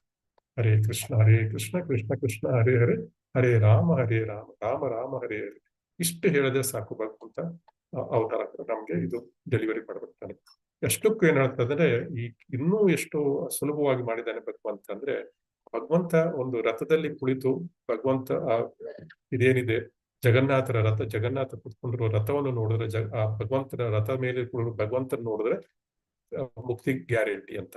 ಭಗವಂತನ ಒಂದು ರಥವನ್ನು ಎಳೆದ್ರೆ ಮುಕ್ತಿ. ಅದಕ್ಕಿಂತ ಕೆಲವು ಕಡೆ ಹಳ್ಳಿಗಳಲ್ಲೆಲ್ಲ ನಾವು ನೋಡಿರ್ಬೋದು, ಅದನ್ನು ಎತ್ತುಗಳಿಗೆ ಕಟ್ಟಿ, ಎತ್ತಿನ ಬಂಡಿ ಮೇಲೆ ಎತ್ತುಗಳಿಗೆ ಕಟ್ಟಿ ಆ ಭಗವಂತನನ್ನು ಅದ್ರ ಮೇಲೆ ಕೂರ್ಸಿರ್ತಾರೆ, ಮತ್ತೆ ಬೀದಿಗಳಲ್ಲಿ ಮೆರವಣಿಗೆ ಮಾಡ್ತಾರೆ. ಭಗವಂತ ಹೇಳ್ತಾನೆ, ಆ ಎತ್ತುಗಳಿದಾವಲ್ಲ, ಆ ಎತ್ತುಗಳಿಗೂ ಕೂಡ ಅವನು ಕರುಣೆ ತೋರಿಸ್ತಾನೆ. ಅಂದ್ರೆ ಯಾವ ಎತ್ತು ಒಂದ್ಸರಿ ಅದು ಆ ಭಗವಂತನ ಒಂದು ಕುಳಿತಿರುವ ಒಂದು ಚಕ್ಕಡಿಯನ್ನು ಎಳೆದಿರುತ್ತೆ, ಅಂದ್ರೆ ಗಾಡಿಯನ್ನು ಎಳೆದಿರುತ್ತೆ, ಅದಕ್ಕೂ ಕೂಡ ಮೋಕ್ಷ ಗ್ಯಾರಂಟಿ ಅಂತೆ. ಸೊ ಅಂದ್ರೆ ಭಗವಂತ ನೋಡಿ ಎಷ್ಟು ಆ ಮುಖ ಪ್ರಾಣಿ ಗೊತ್ತೇ ಇಲ್ಲ ನನಗೆ ಮೋಕ್ಷ ಸಿಗ್ತಾ ಇದೆ. ನಾನು ಪಡಕ್ತಾನೆ ಯಾವಾಗ್ಲೂ ಬಡ್ಡಿ ಹೇಳ್ದಂಗೆ ಇನ್ನೊಂದು ಭಾರ ಇದೆ ಹಿಂದ್ಗಡೆ ಹೇಳ್ಕೊಂಡು ಹೋಗ್ತಾ ಇದೆ. ಅದನ್ನು ಭಗವಂತ ಕೂತಿದ್ದಾನೆ ಹಿಂದೆ ಅಂತ ತಿಳ್ಕೊಳ್ಳೋ ಶಕ್ತಿ ಇಲ್ಲ ಅದಕ್ಕೆ. ಆದ್ರೆ ಭಗವಂತ ಅದಕ್ಕೂ ಕೂಡ ಮೋಕ್ಷವನ್ನು ಕೊಟ್ಟಿದ್ದಾನೆ. ಆ ಎತ್ತುಗಳನ್ನು ಓಡಿಸುವ ಒಂದು ವ್ಯಕ್ತಿ ಕೂತಿರ್ತಾನೆ ಚಾಕಿ ಇಟ್ಕೊಂಡು, ಅವನಿಗೂ ಮೋಕ್ಷ. ಸೊ ಈ ರೀತಿಯಾಗಿ ಭಗವಂತ ಸುಲಭವಾಗಿ ಮೋಕ್ಷ ಕೊಡ್ತಾ ಇದ್ದಾನೆ, ಕೇವಲ ಹೆಸರು ಹೇಳಿದ್ರೆ ಸಾಕು. ಸೊ ಆ ಎತ್ತುಗಳು ಕೂಡ ಆ ಭಗವಂತನ ಒಂದು ನಾಮ ಜಪವನ್ನು ಕೇಳ್ತವೆ ಮೆರವಣಿಗೆಯಲ್ಲಿ ಹೋಗುವಾಗ. ಸೊ ಅದಕ್ಕೂ ಕೂಡ ಮಾರ್ಕ್ಸ್ ಭಗವಂತ ಕೊಡ್ತಾನೆ ನೋಡಿ, ಎಷ್ಟು ಸುಲಭ ಈ ಕಲಿಯುಗದಲ್ಲಿ. ಅದರಿಂದ ಈವನ್ ದೇವತೆಗಳು ಕೂಡ ಈ ಕಲಿಯುಗದಲ್ಲಿ ಭೂಮಿ ಮೇಲಕ್ಕೆ, ಎಸ್ಪೆಷಲಿ ಭಾರತ ಭೂಮಿಯಲ್ಲಿ ಹುಟ್ಟಲಿಕ್ಕೆ ಇಷ್ಟಪಡ್ತಾ ಇರುತ್ತೆ. ಮತ್ತೆ ಮುಂದೆ ಹೋಗ್ತಾ ಇದ್ರೆ ನಾವು ಈ ಶ್ಲೋಕದಲ್ಲಿ ಜ್ಞಾನಗನಾಯ ಅಂತ ಒಂದು ಪದ್ಯ ಅರ್ಥ ಇದೆ. ಇಲ್ಲಿ ನಾಸ್ತಿಕರಿಗೂ ಅವತಾರಗಳು ಅಂದ್ರೆ ಭಗವಂತನ ಅಸ್ತಿತ್ವ ಮತ್ತು ರೂಪದಲ್ಲಿ ಯಾರಿಗೆ ನಂಬಿಕೆ ಇಲ್ಲ ಅಂತಹ ನಾಸ್ತಿಕರಿಗೂ ಕೂಡ ಅವನು ಅನೇಕ ಅವತಾರಗಳಲ್ಲಿ ಬರುವುದರಿಂದ ದೇವರು ಇಲ್ಲ ಅಂತ ಅವರು ಹೇಳಲಿಕ್ಕೆ ಸಾಧ್ಯವೇ ಇಲ್ಲ.